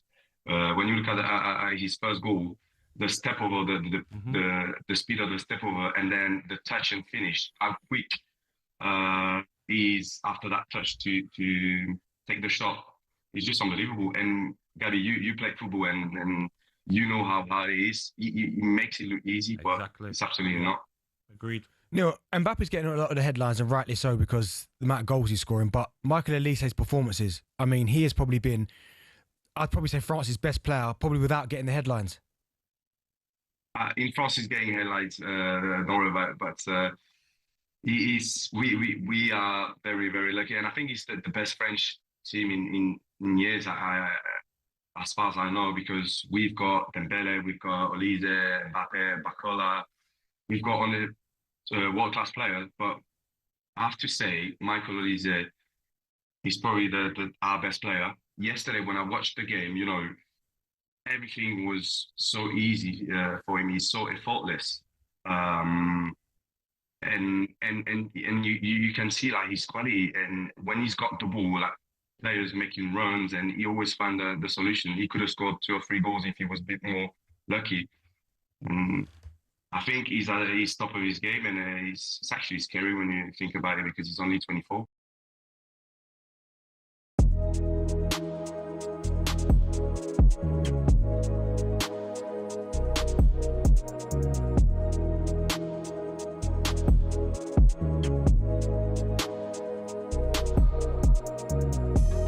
Get ready to get that winning feeling with talkSPORT Win. This summer, talkSPORT is bringing you live and official coverage of every game of the FIFA World Cup 2026. And to celebrate, we're giving away £26,000 guaranteed. Go to win.talksport.com to enter now, and you could win 26 grand in your hand, tax-free. Enter now, and you could be the next to get that winning feeling, courtesy of talkSPORT Win. Find out how to enter now at win.talksport.com.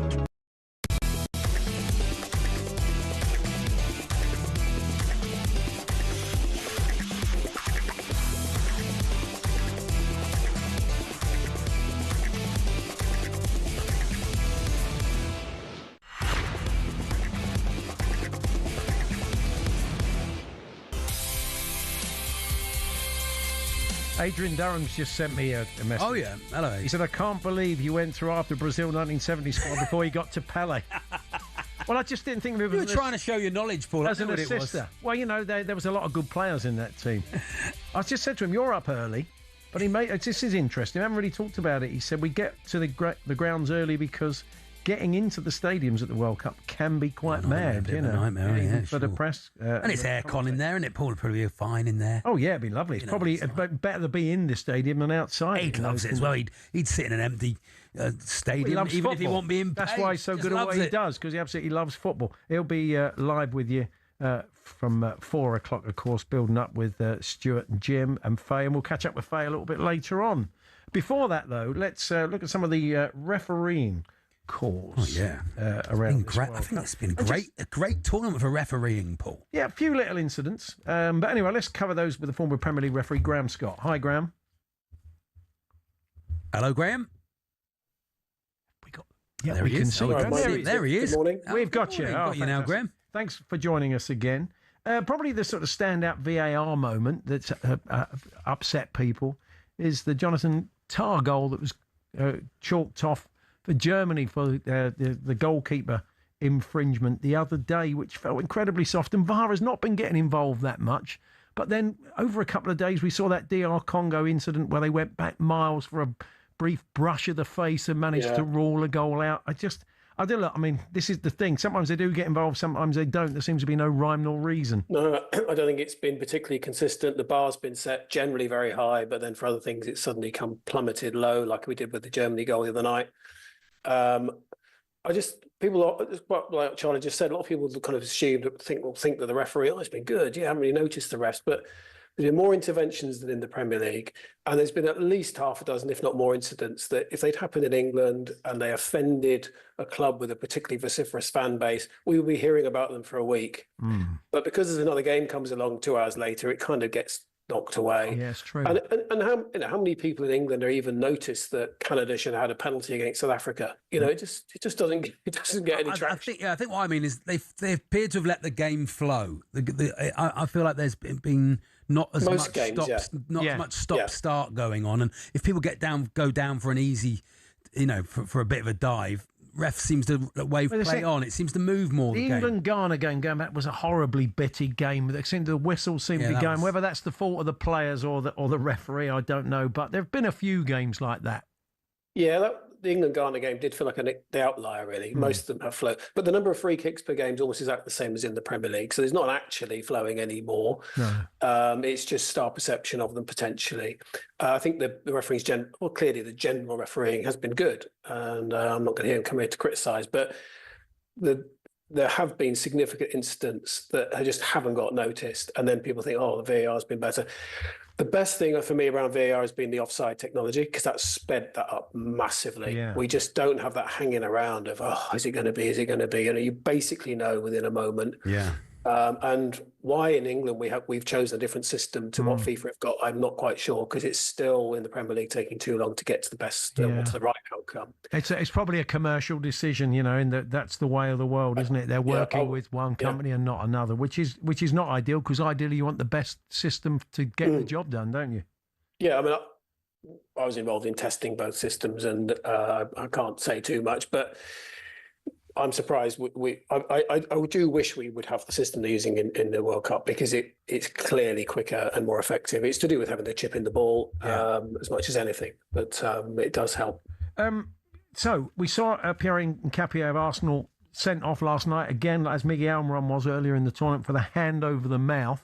We won't be seeing that in the Premier League. They have adopted some of the things we've seen in this World Cup, apparently, but the Vinicius law will not be one of them, Graham. Do you applaud that, or what do you think? Yeah, I think so in general. I think it's a bit like we've had with hair pulling this season, where in the attempt to try and stop something, there's been an overreaction to the point of players being sent off for the most innocuous little kind of, oh my goodness, if I just even touched your hand, I didn't even notice they'd done it. And the same will come potentially with this, where a player puts the hand over the mouth, even to share a joke with an opponent, and then, oh my goodness, they recoil in horror, and then we end up with someone being sent off in the interest of consistency. I think it's probably an overstretch to send everyone off, whoever does it. Or if they do, of course, they have to be doing it in a confrontational way, not to a teammate or to, in some, really clearly innocent fashion. But as much as we all want racism stamped out of football, it does feel like this may be. I think the Premier League's right to at least be cautious about introducing something like this. Charlie, you've been keen on the players having to go off when they go down and get treatment. Yeah, I feel like it stopped any sort of rolling around and pretending and time wasting. Will we see that, Graham? Are we adopting that? Yes, yeah, we are, and I think that's very much although the league's view, and to some, I think Howard Webb's view is that a minute is possibly a bit too long, but the experience of this World Cup is that it's worked. I mean, you see players go down and they go, "Oh, yeah, actually, I'll crack on." Yeah. So it's on the players to behave better, isn't it? If they didn't do it, then we would have the problem. Where I have sympathy with players is when they've clearly been fouled. It's not bad enough for a yellow card, maybe, but they've still been hurt in that challenge. It seems wrong that one player stays on and the other one goes off for a whole minute. That doesn't quite sit right with me. But how do we get around that? I'm not quite sure. Something else we're going to be adopted, apparently, is VAR checks for second yellow cards when there's been a clear and obvious error. And there's been no contact or no foul or the offence committed by a different player. They've tended to just say it's only mistaken identity, but they've opened up that brief. Are you worried that might sort of slow games down a little bit? Or it might. I mean, I think more of the issue is if the first yellow card's dodgy or plainly wrong. And we've had that in the Premier League this season. Actually, one of the games that kind of gets lost in the narrative was Palace Wolves. Player gets a yellow card for an innocuous foul, but misjudged by the ref, gets a yellow card. 5 minutes later, he gets another one, which was probably fair enough, but you can't check the second one. You can't now do anything about that second one. So there's the kind of thin end of the wedge, slippery iceberg, whatever you want to call it, the way you end up with, on thin ice. Choose your metaphor around where this ends. Yeah. Most people I speak to in the game want less VAR, not more. And but they also simultaneously want the best decision, the right decision. Yeah. Why can't we just put that one right quickly? So it's finding that sensible middle ground all the time is always challenging, of course. Let's have a quick word on the ref tonight. I don't know if you can tell us about him. He's Jordanian. He's done a couple of games already that was pretty much incident-free. Did Spain, Cape Verde, the 0-0 draw. Belgium's went over New Zealand. He's Jordanian, Adam Makadme. And he's in charge tonight. Do we know much about him, Graham? No. Big build up to what have you been doing on talkSPORT, Graham? Yeah, that's it. No, I mean, all I would say is that referees from that part of the world so far have generally had good tournaments, and have been those letting the game flow, actually. And I've been impressed by that. I think I've got the same prejudice. I have different prejudice to other people, no doubt, but I have my own prejudices that how could someone from Jordan referee? The Jordan Premier League must be nothing. Must be nothing like our game. But actually, those referees have transitioned really, really well, and respect to them for that. I genuinely don't know what the Jordanian Premier League is like. It might be brilliant, but they've stepped up and they've been really good. And I thought the referee we had in the Ghana game was excellent. He was from Qatar, I think, albeit we dodged. We should have conceded a penalty late on, so he did make a mistake, but we can forgive him for that. Just a real quickie, your old bosses, the PGMO, are no more. They are now pro ref. Exciting times. Just window dressing or more than that, Graham? Exciting. Okay. You've got a low bar for that. I think generally the pro ref, isn't it? I shouldn't call it PGMO. Well, PGMO was a horrible brand. It wasn't a brand at all. It was deliberately done to not be a brand. It was actually consciously, we don't want to have a brand when it's set up in 2001. So I think it is progress in that sense, but a brand it is always window dressing. What's going on behind the scenes? Generally, things are nudging forward in the right direction. It's hard to affect change quickly. The best thing about all of this is that the career ladder has shortened.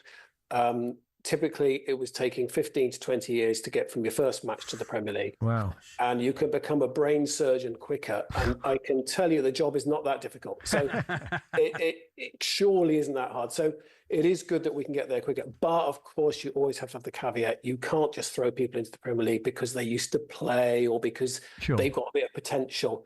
You've got to be ready for it because it's a brutal business. And it's not fair on the clubs and the teams if you put people in who aren't ready. Graham, brilliant as always. Thank you very much. We'll catch up with you soon. Thank you both. Graham Scott, the former Premier League referee and the Athletics refereeing correspondent. Still to come, Creatures of the Night will join us. Faye Carruthers in the England camp. Crookie with some of the transfer stories of the day and more build-up to England.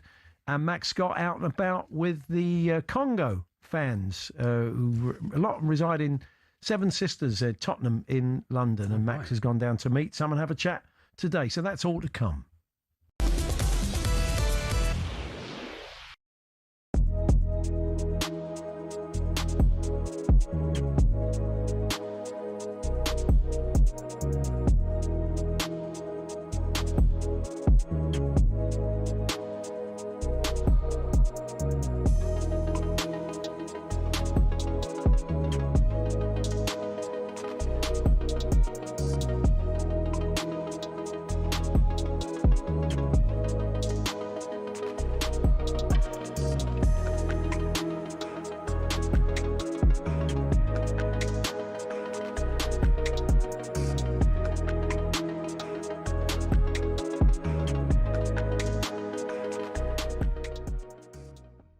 Germany's shock exit against Paraguay on penalties. A side ranked 31 places below them.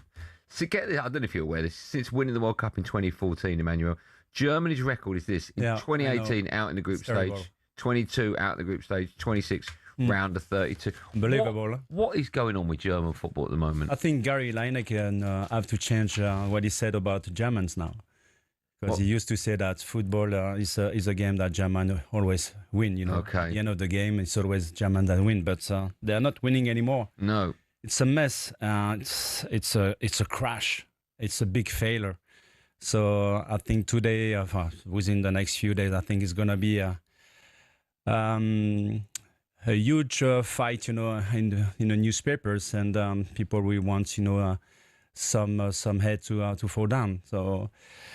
I'm very, very sad for the Germans, but in the meantime, I'm very happy because honestly, I don't have a big link with Germans, but what I saw last night reminds me what happened to us, during the World Cup 1998 against Paraguay. Remember, back in days, we had the golden goal, scored by Laurent Blanc, and we qualified, and the game stopped straight away.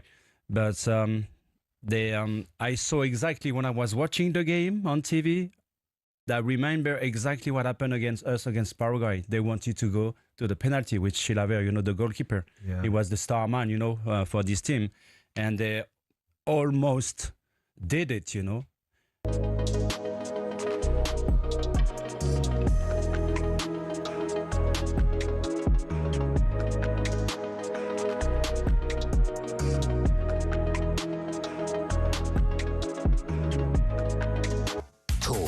Sport.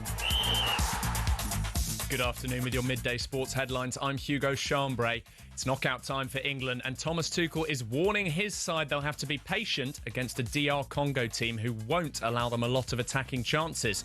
After frustrating Portugal to a draw in the group stages, these Congolese fans are sounding confident. Failure is not an option. We are going to win. England is going back home. They're going to drink their tea. England is a big competition for us, but I think we can do it. We're Congo. We're the best team of Africa. We don't care about nobody. Tuchel says he's keeping Gareth Southgate's penalty strategy in place should things come to that, while France are looking imperious after a 3-0 win over Sweden, and they'll face Paraguay next. Neil Maupay's told talkSPORT they're not worried about England. I won't lie to you, in France, we're not really talking about England winning the tournament. We're talking about Spain. No, we're not.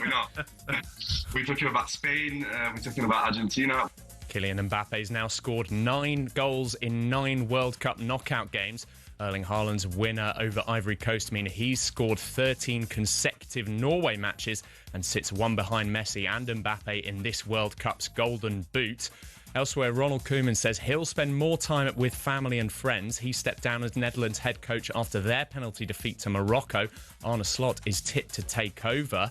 Meanwhile, Liverpool have completed the signing of France under-21 centre-back Jeremy Jacquet from Rennes. The deal is worth up to £60 million. And England cricketer Harry Brooks says he wants to carry on improving his playing technique. He's expressed a desire to step up from deputy and replace Ben Stokes as test captain, meaning he'd then skipper the side in all 3 formats. There's more at talksport.com. talkSPORT News. The officers who arrested Henry Novak as he lay dying after being stabbed are being investigated, and the parents of a 3-year-old boy who ended up in a crocodile enclosure say he faces a long road to recovery. There's more with Emma at past. talkSPORT weather with QuickFit. Heatwave outside, oven inside. Stay cool this summer with a free aircon check. Book online or visit your local QuickFit today. Fine for most of us with cloudy and sunny spells, warm in the southeast, showers possible in the north. Then this afternoon, rain and stronger winds arriving in Northern Ireland and Western Scotland.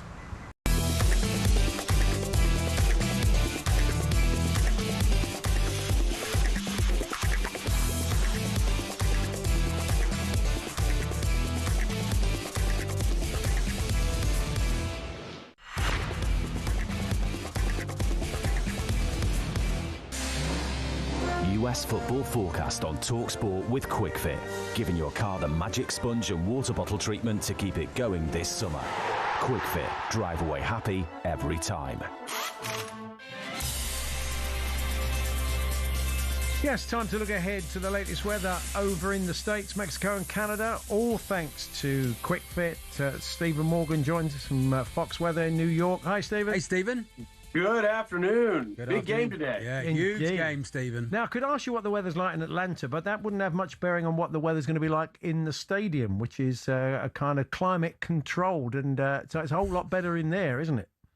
Nice. Yeah, about 20 degrees Celsius inside the stadium in Atlanta. But I'm telling you what, today, out of all the games, from a weather perspective outside, I think the weather's going to be worse in Atlanta. So good thing that stadium's inside. We have a heat advisory that was issued from the National Weather Service. We could be talking temperatures 90 to 93 degrees Fahrenheit. So that's between 32 and 34 degrees Celsius outside.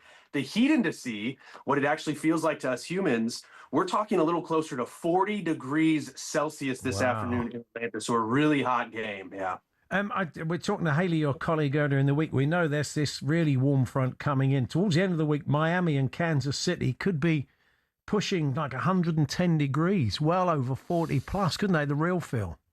Isn't that incredible? I guess I don't know if it's appropriate to say, but yeah, essentially that European heat, it's arriving in North America, which seems odd. But this season, that's what we've been dealing with. I had to sit in my pants for 3 days last week. Yeah, but you weren't watching the football. Wasn't even watching the football. I know. I was on a bus. HR were which really is a little bit worried. furious about it. Anyway, so tomorrow you feel, there could be some pretty adverse weather conditions around some of the games, Stephen. Yeah, the other games today, Belgium and Senegal, the U.S. and Bosnia, we're not too worried about those. Temperatures are going to be very pleasant. But tomorrow, taking a peek, which is sort of counterintuitive because the higher in latitude you gain, say, for a city like Toronto, Canada, you would think it would be cooler. Yeah. But with that heat building in, we have a really hot game expected between Portugal and Croatia. We could be talking at game time temperatures also 90 degrees Fahrenheit. So we're 31, 32 degrees Celsius. It's going to be dry. Got the forecast just behind us, but it's going to be another hot one for probably for the next few days, even through Friday into Saturday. Could that bring storms and rain and maybe match delays, which we haven't seen a lot of so far? We'll have to watch because Toronto, it's an outdoor stadium. And yeah, the possibility is there. Actually, here in New York City, waking up this morning, we also have heat alerts in effect for New York City where we're based. And there are storms around, and it happens every time. I know you guys have experienced it too in England. Whenever those temperatures warm so much, that air becomes buoyant, and so it rises and it forms clouds, and then sometimes it can form some pretty nasty storms. So we'll have to watch for a few of those storms through Friday. So yeah, that includes the Portugal-Croatia game, but not today in Atlanta. I think even if that stadium was outdoor, it'd be about the heat. That's the problem in Atlanta. Great. Thank you, Stephen. Thanks very much. Stephen. You got it. Steve Morgan there from Fox Weather in New York. That was our latest weather update. All thanks to QuickFit. Drive away happy every time. US football forecast on talkSPORT with QuickFit. Like a super sub that keeps your car in the game this summer. QuickFit. Drive away happy every time. I know we're going to do Creature of the Night. Paul, Yes, and Charlie, yeah. I think it's a superb, but I feel like it's been very serious so far. I don't feel like we've had a Charlie's Choice for a while, and I just wanted to bring the level down a little bit. Yeah, so I think it's about time we brought the level down. I went fishing on the weekend, and I went to a fishery I've never been to before. Yeah. And I didn't, and I wanted 2 pints of maggots, so I ordered 2 pints of maggots And a packet of crisps. when I got to the fishery, and I'd forgotten my maggot box. I said, "Sorry, mate, I've forgotten my maggot box." Didn't have to put them in your pocket, did He you? went, "It's all right. I put them in a plastic bag for you, right?" Yeah. So he put them in like one of those thin blue plastic bags you get in like a corner shop. Yeah. And so and I've never had a bag worse of anything. Just this bag of maggots just sat with me. So I thought, Tastes like a bag of maggots. What's the worst bag of? What's the worst bag of anything you've ever had? Well, we'll try and squeeze in as many. Knowing the talk. 8-10-89, the terrible bag of something. Yeah. Knowing the talkSPORT heartland, they've had some terrible bags of stuff. Exactly. Let's see if we can squeeze in some. I didn't know if before we the end wanted a of the bit show. of that, Paul. You know, a bit of. That's good. I like it. That's a Charlie's Choice. Terrible bag. What's the worst bag and the contents in it? I dread to think what they're going to come up with, knowing what we'll they're find like, out, Paul. knowing the demographic. Anyway, time for Creatures of the Night. Little nocturnal army that we recruited during the tournament. We haven't got that many of those games left, so thank you for everybody who's done it so far. We've even had a couple of returnees who've come off the bench. Ungodly hours. They watch those games that you don't have to, that happen 3-4 in the morning. We had Mexico-Ecuador in the early hours, and it was Ross, the Manchester United fan, who took that in. Take it away, Ross. Good morning everyone, my name's Ross, reporting for talkSPORT from the Stadio Azteca for this round of 32 match between hosts Mexico and Ecuador. Mexico are unbeaten so far in this World Cup, 3 wins and 0 goals conceded, while Ecuador will be full of confidence after the 2-1 win over Germany. First big chance of the game comes from Mexico, a ball down the right hand side. It's a great cross into Jimenez and he misses the head. He really should do better. It's been a bright start for Mexico. Quinones could be in, the flag stays down, two in the middle, Quinones goes on!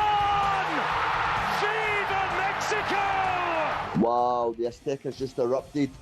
Pintores running through in goal just off the left hand side, cracks it in at the near post. 1-0 Mexico. The place goes wild. The first hydration break of the game, 25 minutes gone. It's Mexico 1, Ecuador 0. I'm going to use this time now, get a little limsit, nursing a little bit of a sore throat, but we'll soldier on. Quinones again, Raul Jimenez again! It's two! Magnificent! Can you believe it? The talisman has done it! Thunderous noise of the Azteca! And Mexico do strike twice! It's 2 for Mexico, it's Raul Jimenez. 30 minutes gone, a poor clearance from the Ecuador defender Pacho. It falls to Jimenez, 2-0, the place is bouncing. Last time in Mexico City, it's Mexico 2, Ecuador 0. Credit to Mexico, they've been fantastic the full 45 minutes, full energy, full of running. They're well on way to getting their first knockout win at a World Cup for 40 years. I'm going to have a 15-minute disco nap and I'll catch you for the second half. One thing that was interesting, if Ecuador do manage to come back and win the game, they will make history. No team has ever come from 2 goals down in a World Cup knockout game to then win the tie. A bit of drama here in added time. Hikapi of Arsenal has covered his mouth when he said something to the Mexico striker. He's got the red card out. The crowd know. Off goes Hincapié. He knows. He jogs off. What a desperate night it's turned into for Ecuador. Referee's going to VAR. Looks like this is going to be a red card. We've seen this already in the tournament. The players know he can't do it, and yet it's going to be a red card. Final whistle goes in Mexico City. It's Mexico 2, Ecuador 0. Ecuador down to 10 men in the end, but it didn't really matter. The best team won on the night, and Mexico proceed to the last 16, where they will face DR Congo or England. Really enjoyed it. Thanks very much for the opportunity, guys. Very, very tired now. I'm going to get some well-earned sleep. Well done, Ross. Great God job. bless you. Thank Great you very job. much. Brilliant. It's great to hear the term disco nap back in the vernacular. Beautiful. So there we are, Ross, our latest creature of the night. Do we need more? Look at Sean, the producer, where we pretty well set at the moment. Yeah. Yeah, and Charlie's come up with a great idea. If England do make it through tonight, we will be recruiting maybe more than one Scotland fan for the England-Mexico game to hate watch. A Creatures of the Night hate watch. Creatures of the Night hate watch. Your chance then to just sit there in your Mexico shirt and hope for the best. Anyway, we'll bring you more on that as if they come through this one. Naomi Osaka has just won her game against Gasanova. Gasanova, of course, was the world-famous lover who used to ruin all the best romantic moments by trumping. That may or may not be true, Lisa, but Osaka's through, isn't she? Don't let truth get in the way of a good joke. Yeah, and she wore a new outfit, if anybody's interested in that as well. The 14th seed is looking really comfortable, looking really happy, and it's kind of overflowing into her play. And you can hear, as I've got the sound effects for court 2 on at the moment, actually, she really has been playing some beautiful tennis. So it's good news for Naomi Osaka fans. Later, we're going to see Coco Gauff in action as well. She's taking on Solano Sierra of Argentina, and Arina Sabalenka will start the action over on court number 1. No British players in action today, obviously, after the decimation on day 1. We did have 4 go through yesterday, which was much better. Some great performances in there. Yannick Sinner will be taking on Nuno Borges. He cut his foot on Monday, so his foot was red. That didn't breach the Wimbledon white rules, but he's going to be looking for a bloodless progression into round 3 when the defending champion gets underway about 1:30 here on centre court. Only at Wimbledon can they insist that you bleed white. Yes. It's great, isn't it? Exactly. Sorry, would you mind? Anyway, thank you, Lisa. Back to Lisa a little bit later on. Max Scott has been catching up with some of the Congolese population of London. Many reside in Seven Sisters and Tottenham in North London. And Max is built up in the game with them. We'll hear from him very, very shortly. We're here, of course, with our good friends at Selco Builders Warehouse. It's where the trade go.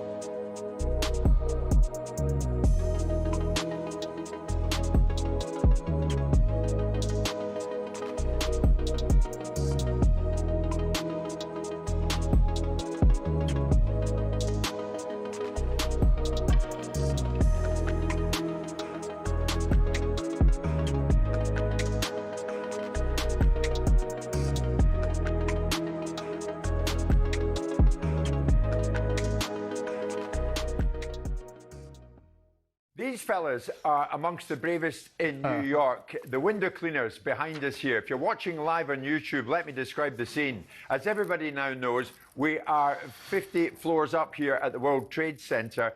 And what we know, we've done a bit of research. We know a bit more about these fellas, the bravest workers in New York City.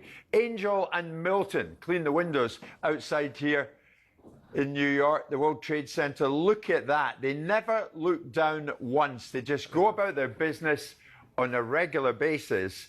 They've been here for 10 years doing this. Incredible. And they're joining in. Now, how about that? Transfer window cleaners. If you're watching on YouTube, if you're listening on talkSPORT, Angel and Milton have joined in. They are as much aware of us as we are of them, clearly, and they're aware that we are broadcasting. Free from Simon, is it? Free Martin Keown. I love it. There's another one. Simon Jordan for PM. Yeah. Oh, you guys. They are 50 floors up. I mean, the drop down there is unbelievable.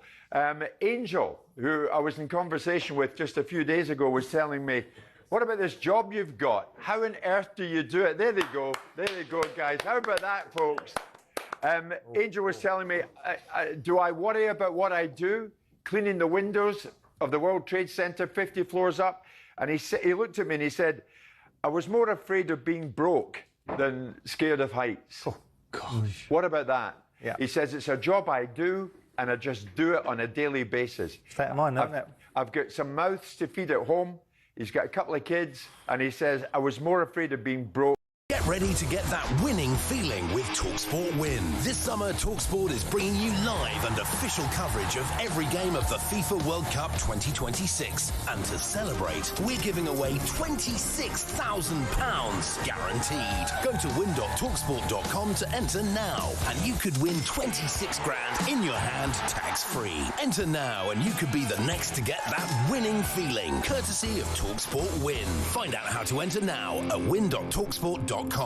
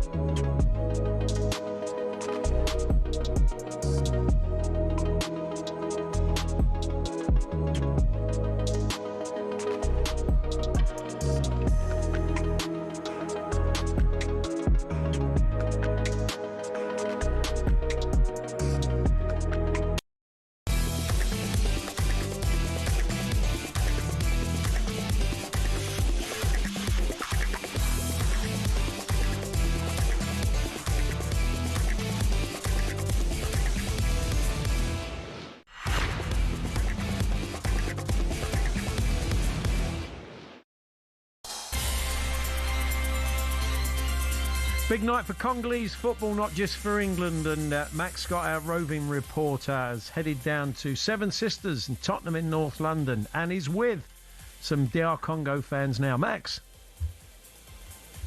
Yeah, good afternoon, boys. I'm outside the appropriately named The Bash restaurant, cafe, store by day, bar by night, and where, of course, the Congolese, with flags adorning everywhere, are going to be hoping to give the English a bit of a bashing tonight. We're just going to head inside to speak to the family that owns this place, and as you can see, flags absolutely everywhere, and cameraman Stuart and I have been given the lowdown on all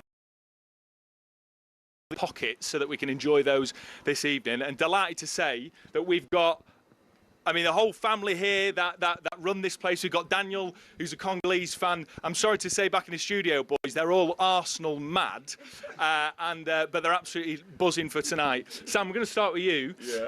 You were saying to me just what an important moment this is, not only for Congo, but for African football as well. Talk to me about how you're feeling going into the night. I'm really thrilled. I'm really over the moon. I don't know how to describe the feeling.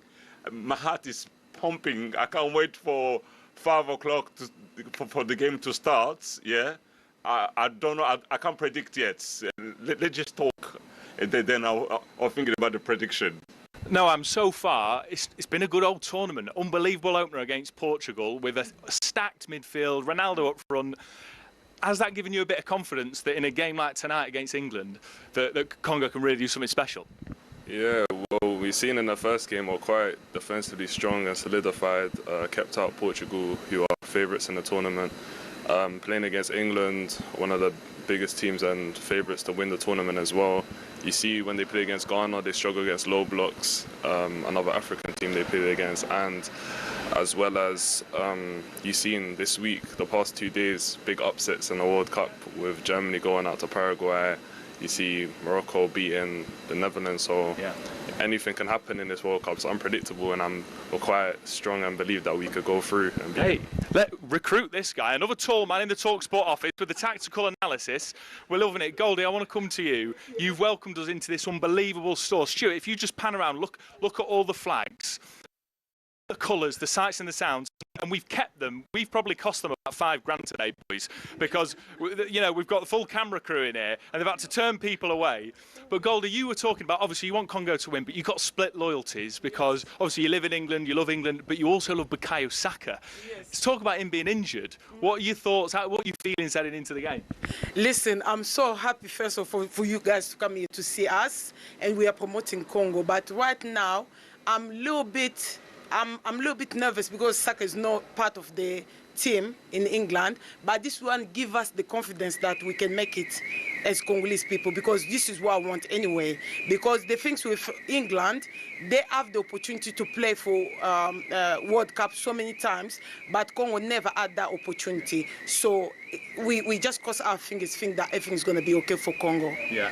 Sam, I'm coming to you in a minute, Daniel, but Sam, I got to ask about tonight. You said if we came, me and the cameraman, a few hours later, it'd be absolute lockdown. What are you expecting this evening? This evening is going to be, what I can say, Congo is gonna make it this time, because England has been there so many times, and Congo was there once, and after 52 years, they came back. So what they're doing at the moment is just unbelievable. What I can say, the prediction, I'll keep it at the last. I'll come to you at the end for a prediction, but I've got a feeling it's going to be bold, mate. The more you're talking, the more excited you're getting. Daniel, you came in to buy a flag for your mum. Yeah. Talk to me about sort of like your background and how you're feeling, sort of born in the UK, Congolese roots. How does it feel that the two sort of finally playing on the biggest stage? To be honest with you, it's not the fixture that I wanted. I saw Congo and England on my phone. I was thinking, no, it's not a good matchup. I mean, I think honestly, I feel like England on paper should be winning it, but the way that we've been playing, genuinely, we've been playing some magical football, so I feel like we could pull off a dirty 1-0. That's what I'm thinking, a dirty 1-0. Don't say it, Daniel. I've just got to say, being in this environment is joyful, but also deeply depressing, because it's making me think England are getting knocked out tonight. Goldie, you said to me when we were talking before this about this being a really important year for Congo in terms of its independence. Just talk a bit about sort of what that's about. Yeah, the thing is that in 1960 we had the independence in Congo because the colonial people come to take over I think people knows about the story about Congo. They came there to rob and like take plastic, caoutchouc, the rubbers, and then this was like they give us the freedom. I think my son can talk about it more. Yeah. But what happened is that we celebrate that yesterday because it's always every year on the 30th of June. We celebrate that as our way of saying that we are free. But right now, the way you asked Sam earlier on about Western Road tonight is going to be busy. Like people come a lot of people from everywhere in London. The people come from Croydon, East London, South London. Everybody will come and watch the game here. So we're going to be celebrating tonight. Boys, I'm absolutely gutted I'm not going to be here for that. I'm going to be watching with a group from talkSPORT. Now, before we finish, I'm going to come round. I want your score predictions for tonight. Goldie, you go first. Okay, I'm going to be honest because I said that I live in London, I live in UK. I'm part of, I think London is my home. I don't think, but that's the way it is. But I'm still Congolese as well. So I'm thinking it's going to be 1 for Congo in Congo's favor and 0 for England. I'm liking you less and less, Goldie, the more we chat. Noah, and what about you?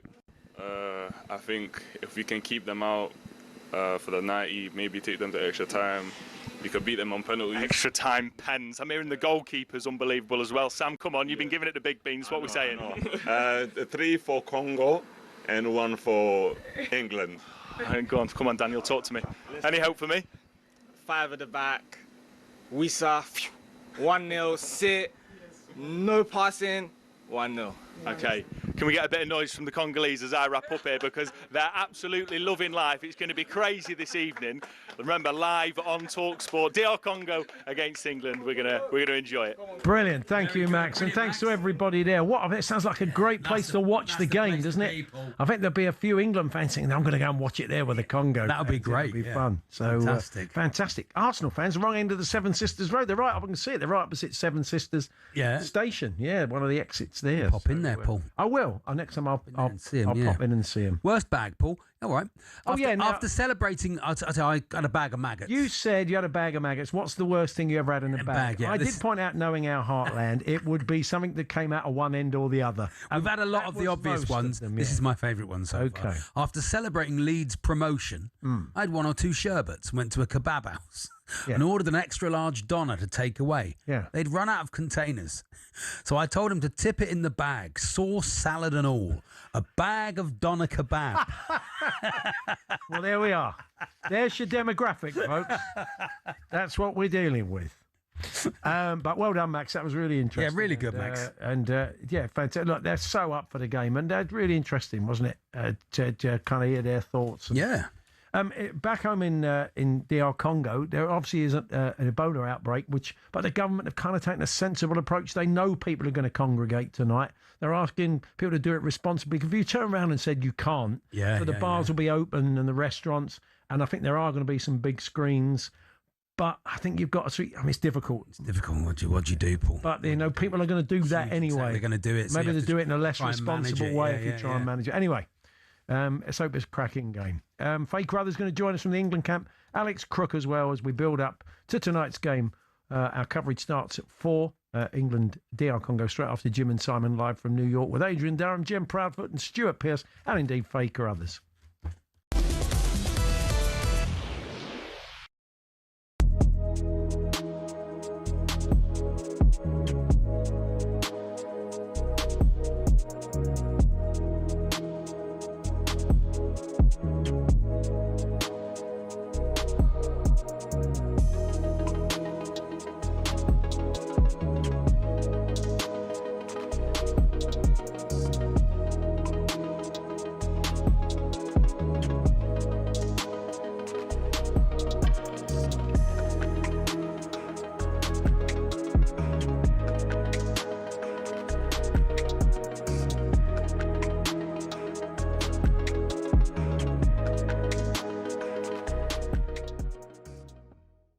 Has been terrified all week about the Ghanaian witch doctor he slagged off. No, he did not. Supposedly putting a curse on Harry Kane and England's number 9, subsequently missing a sitter. Now, thankfully, the witch doctor, of course, lifted the curse. It's funny. Right. Now, there was a report in The Sun that you, Emmanuel, were cursed by a witch doctor. It's Senegal. Ignored it. 2002. And got injured. Yeah. Tell me about that. Yeah, before the World Cup in 2002, no, after the World Cup, actually, because we went out very quickly, during the World Cup in Asia. And when I came back, I was in holidays in south of France, and I had a friend, he was selling watches, on the beach, and he was expecting me, he was waiting for me for days. And then when he saw me, he came to me straight away and he said, I'm so happy to see you because I have something important to tell you. And I said, what is it? And he said, you have to be very careful because... you have how can I say that? A curse, on you, and you have to follow exactly what I'm going to tell you. And I said, what is it? He said, you have to go in Africa and you have to buy a cow and you have to kill it, and you have to follow. Bit detailed and extreme, that one. Yeah, but I said, listen, I understand, and I really appreciate that, but this is your traditions, and I'm not into it, so I won't do it. And 6 months later, I had to stop. But is it coincidental link? I won't say that. So what happened to you? You got injured? Yeah. And they cut my leg in 2 parts, so I had to stop playing football. Did you get injured kicking a cow? No. Hold on. What part you got injured? Was it the calf? No, that's my knee, the right knee. Yeah. Okay. Yeah. You don't believe in any of that? No, yes, I believe in it. Are you amazed that Benny slagged him off? No, I believe in numbers. I believe in sign, around. I think you have to be... okay. Is it superstitions? I have no idea, but... Are you superstitious? No, yes, I am. Okay. It's becoming ridiculous as well.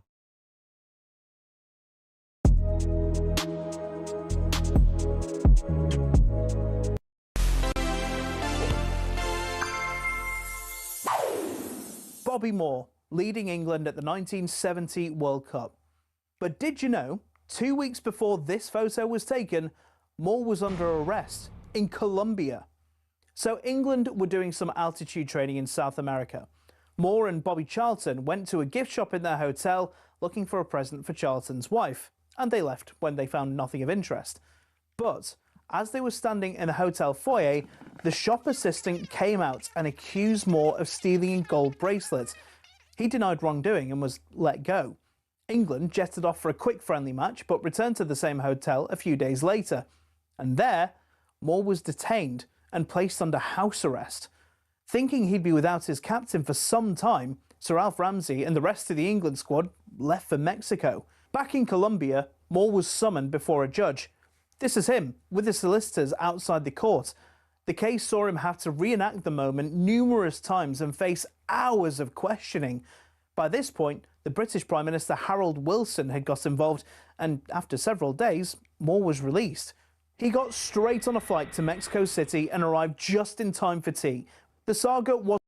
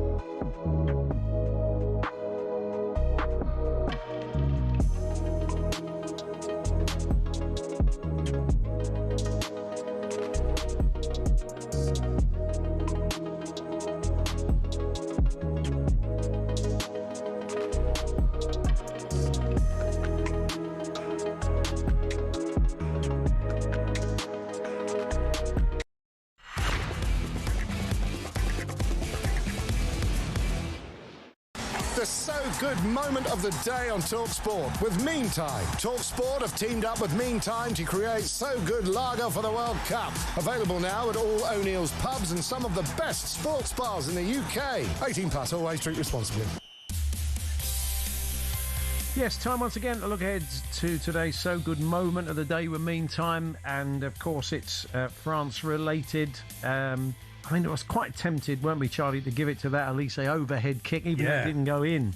But that Mbappe goal, the second one was just... Yes, right. He played his part in that, did Michael Elise. Let's relive Kylian Mbappe's second goal of the night against Sweden. Elise slipped it through. They're in here, and it's Mbappe again. Magnificent. A second for Mbappe. Olise sparkling again, and France have made history. Let's bring Alex Crook in because he was in the stadium watching that last night. Hi, Crookie. Hey, Crookie. Good morning from New York, guys. Good afternoon over there. The only man in a cowboy hat in the last man to wear one, as we said yesterday, was John Voight in Midnight Cowboy. No one's worn one, but he's rocking it and he's sticking with it. And with the look, isn't apart from the singing cowboy, so if you strip down to your underpants and bought a guitar, you can make a few quid in Times Square, Crookie, I think. Well, you say that. I've got a little bit of a betting competition going with Sam Matterface, and the loser, the forfeit is you have to go to Times Square in your swimming trunks. There's going to be a message on the big screen. Oh, okay. I was miles behind, and I've caught him up. I'm only 1 point behind now, so hopefully the New Yorkers aren't going to be inflicted to me and my swimming trunks in Times Square anytime soon. Yeah, it must have been a privilege to be there. Really. We were talking to Eric Bilderman last night, who's seen lots of great French sides. We were talking about Elise, and Charlie said, "Is he better than you thought?" He said, "Yeah, he is. You know, we knew he was good, but none of us quite knew he was that good."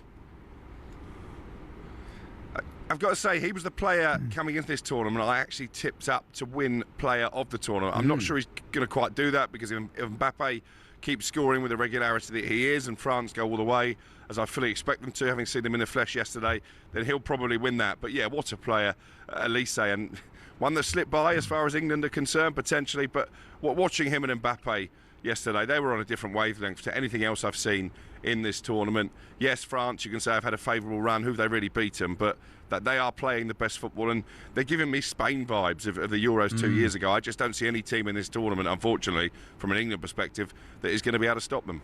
Adrian Durham was telling me earlier on via WhatsApp that he's setting off early. The team set off early for the stadium in Atlanta because he said getting into the stadiums for the matches can be a bit complex. Getting out of them doesn't sound too easy either, Crookie. Tell us what happened last night. Well, we were at the MetLife to watch Mbappe and Elise.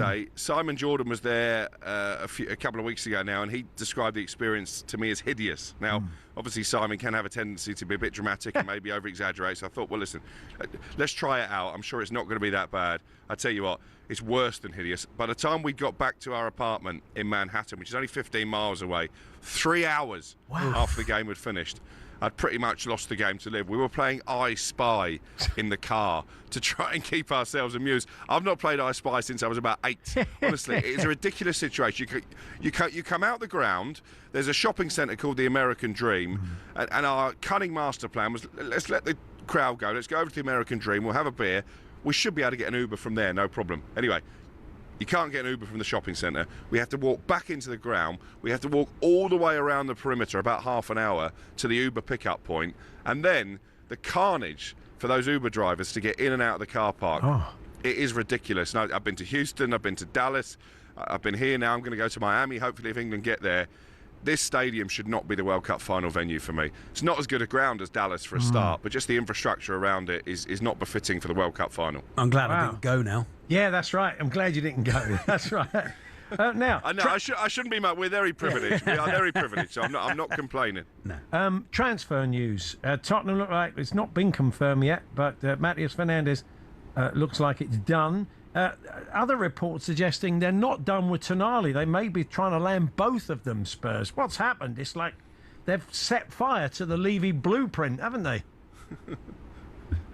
All of a sudden, the checkbook has been well and truly opened. Yeah. I fully expect them to make another bid for Sandro Tonali. I think personal terms are already in place. This is a move that's being personally driven by Roberto De Zerbi. He's having a real say in terms of summer recruitment. Fernandes, as you say, £85 million fee agreed. Manchester United walking away from that deal, partly I think because they feel £85 million is too high. Where do you stand on that, Paul? I mean, it's not your money, but £85 million for a player relegated in back-to-back seasons? Excessive? I sat here moaning for years about not spending money. And I know because, God bless Daniel Levy, he's given us the financial headroom now to go out and spend money because he kept the purse strings tight. They've got the money to spend. As you say, it's not my money. It sounds quite high, but I think he's a great player. He's only 21. He can train on. And Tonali's a great player as well. I'm not going to... It would be hypocritical for me to say, don't spend all that money after years of saying, go and spend the money. Have they upped their wages as well, their wage structure? Yeah, they are. Cricket, they are pushing their wage. I mean, if it's true they've offered Tonali 275 million, that's far and away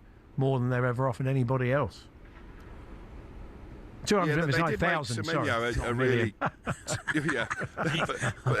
They did make Semenyo a really competitive offer when they were trying to sign him. So that sort of started a change in the January window. But you're right. I mean, £270,000 a week. Yeah. They've also smashed their transfer record by agreeing this fee for Fernandes. They're going to have to smash it again to get Sandro Tonali. And I don't think they're done there. They want a wide player. They want another striker because, of course, Dominic Solanke spent a lot of last season injured. Richarlison's future is uncertain.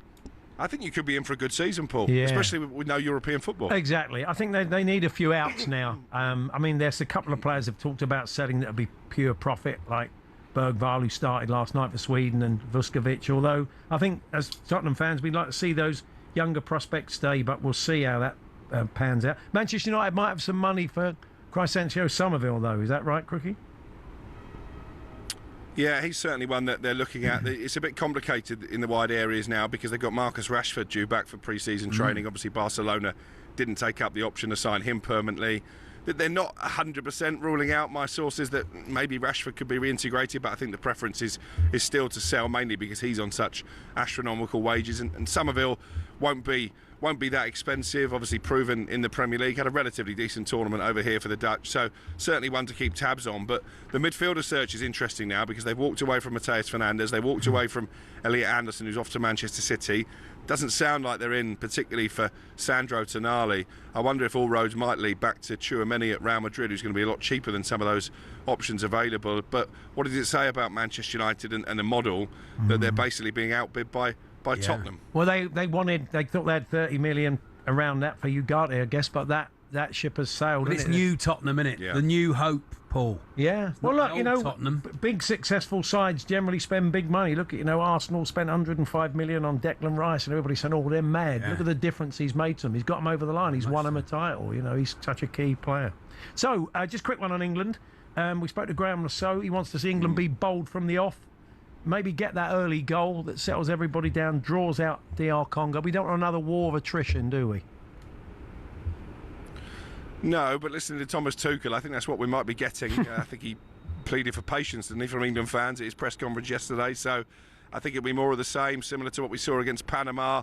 Obviously, team selection-wise, we reported this last night. Looks like a straight choice at right-back between Jed Spence shifting across to that side, or maybe Ezri Konsa going to right-back and John Stones coming back into centre-half. I fully expect Declan Rice to start with Bellingham back in his more preferred number 10 role. And I think Bellingham is going to be the absolutely key man again for England. Yeah.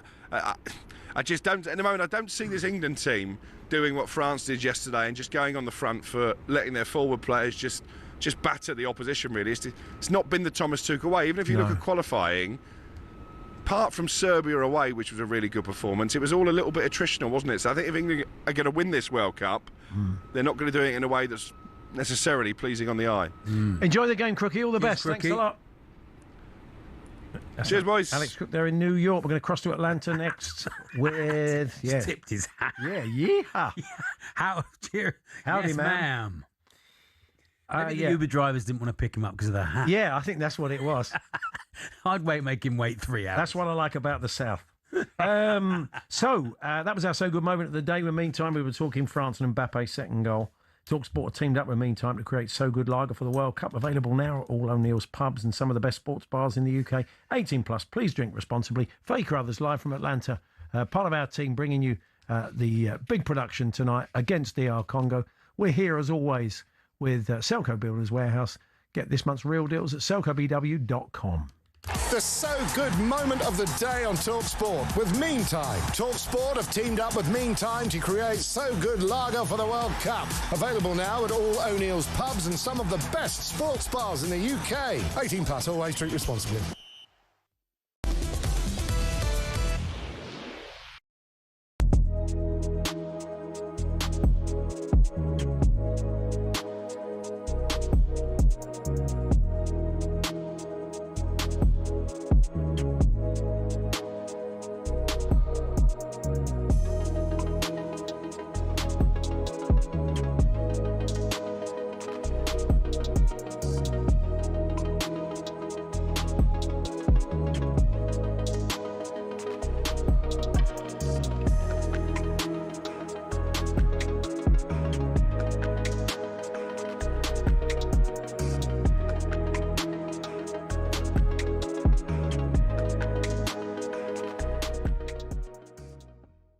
Really bizarre situation what's going on with German football at the moment. Why do you think it's been total freefall ever since you guys won the World Cup in 2014? I think there's been a certain amount of arrogance in the German camp and the FA. I think we've been living in the past since 2014 really.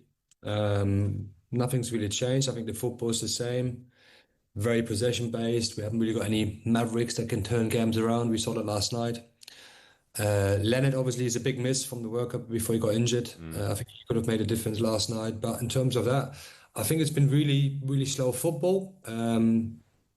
Boring at times, and when it gets physical and when we play against teams that are a little bit more athletic, I think we struggle. We've seen it in the group stage too.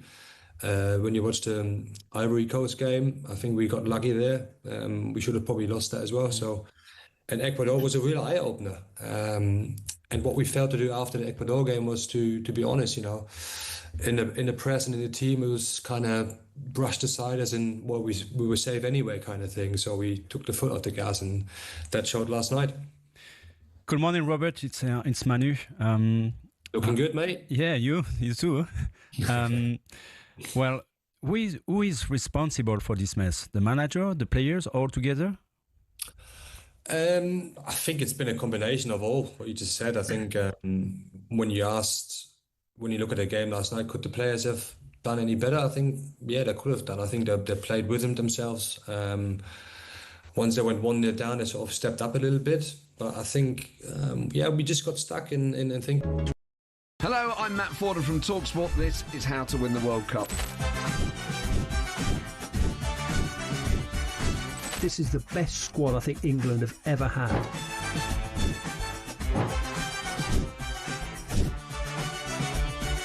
He used to love America, now he doesn't. It's very sad. It was so important to succeed because of all the pressure we received. Don't jump for this one, I'm going to knock his head off. Warning, this podcast does not guarantee England will actually win anything.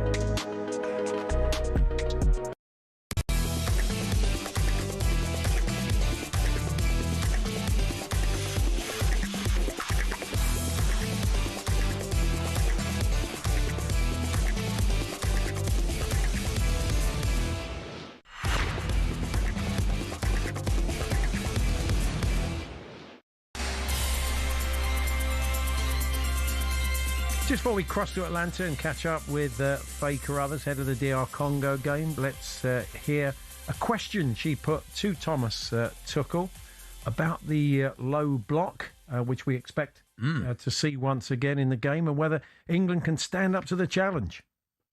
Can, but it's difficult now. It takes two to tango, and it's just difficult. It's just difficult to break down a well-organized physical team who are devoted to defending.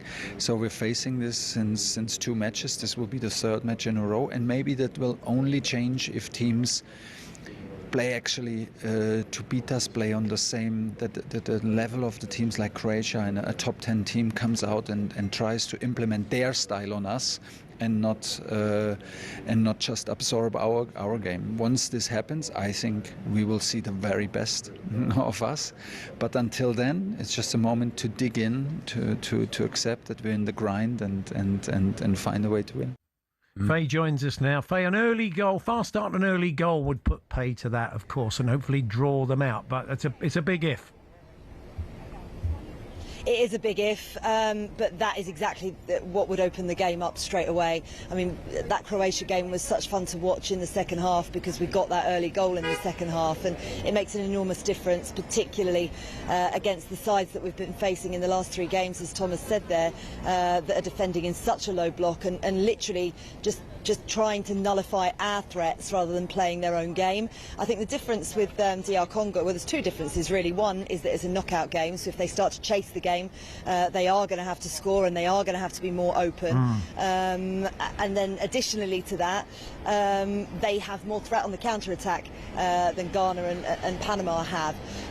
So I think that they're two things that are really going to change this game. If we get an early goal, as you say, I think that will change everything. Any more injuries that we don't know to worry about, Faye?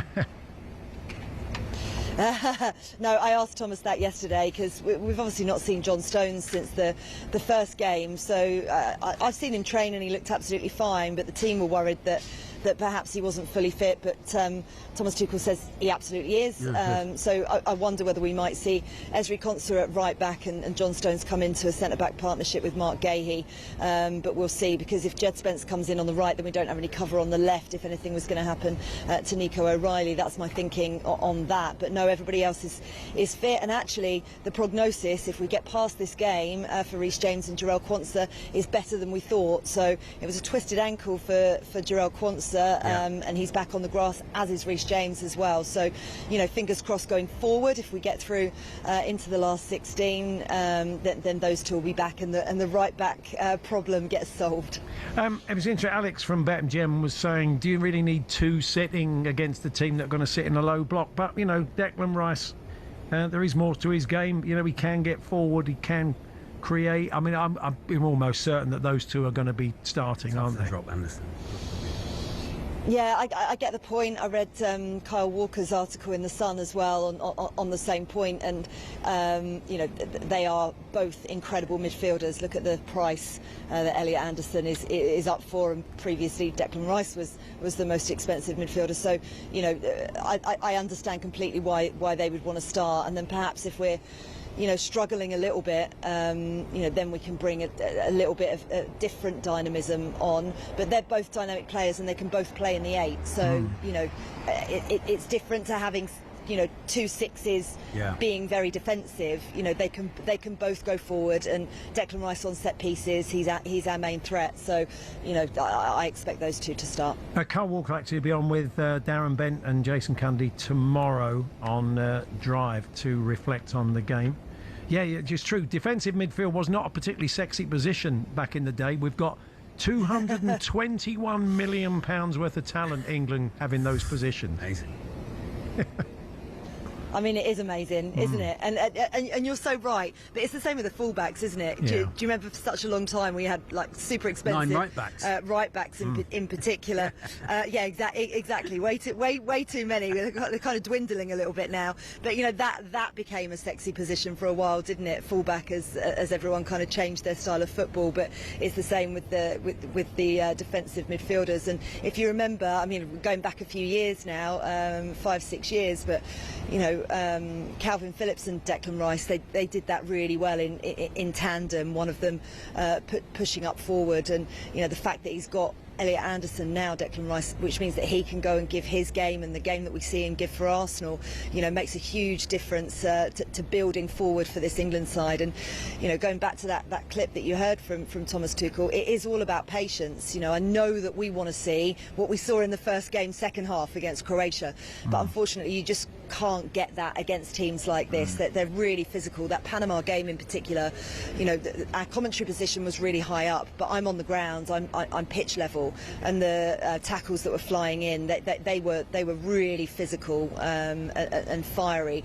and I'm expecting we might get some of that again today. But I tell you what, I saw the stadium yesterday. It's about 5 minutes from where I am now. I'm at Centennial Olympic Park. For anybody watching, you can see the Olympic rings behind me. The city is ingratiated in sport. 1996 the Olympics were here, but the stadium is 5 minutes away. It's the home of the NFL's Atlanta Falcons, and it is incredible, this futuristic, incredible air-conditioned stadium. So the conditions will be amazing later on. It's got this brilliant roof. It's absolutely stunning. It opens up like a camera lens. It really is something to behold. So I think the fans are going to be in for a treat. This is the fan festival actually, where I am right at this moment in time, and give it an hour or so. We've seen plenty of England fans knocking around already this morning, but bearing in mind we're just under 4 hours to kick off, there's going to be plenty of them building up to this game very shortly. Brilliant. We'll hear from you later, Faye. Thanks very much. Faye. Look forward to it. See you later. Faye will be updating you throughout the game with Adrian and the gang, and also she'll be chatting to Thomas Tuchel and the players after the match. So keep it talkSPORT, of course, for the game this evening. And in the build-up, it's Jim and Simon up next. Charlie's back on Saturday with Max, 10 to 1 Saturday. For the England post-mortem with Andy tomorrow. I do hope you can join us from 10, but we head to New York next for Jim and Simon. Come on, England. Come on, England. Enjoy the game.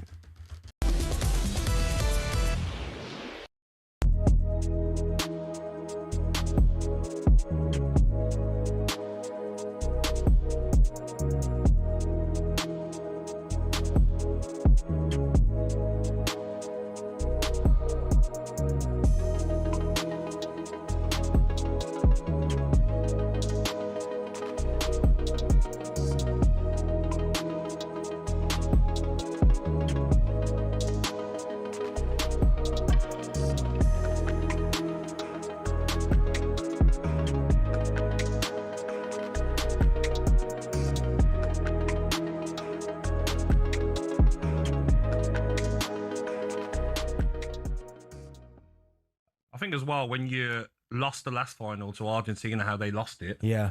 The Argentina players celebrating after that penalty. It was a bit spicy, wasn't it? Yeah. They'll want revenge. 100%. They would love. I don't know if they can face Argentina in the final. I'm not sure. No, they can. Yeah, they can because they're on separate sides of the draw. If they was, I've just seen the step over again. Told you, mate, if that was R9, you are right. That was R9 speciality. Step over and then goal. Yeah. Even that, who threaded the ball through? Elise. Through the legs of the defender. Incredible. We're just watching the replay of the goals now. Like Bentley says, like, you can't stop this. Look at this. They've got bodies behind the ball now, watching the third goal. Yeah, Run here from Mbappe behind. No space in behind, but they find it. Yeah. I don't think we've got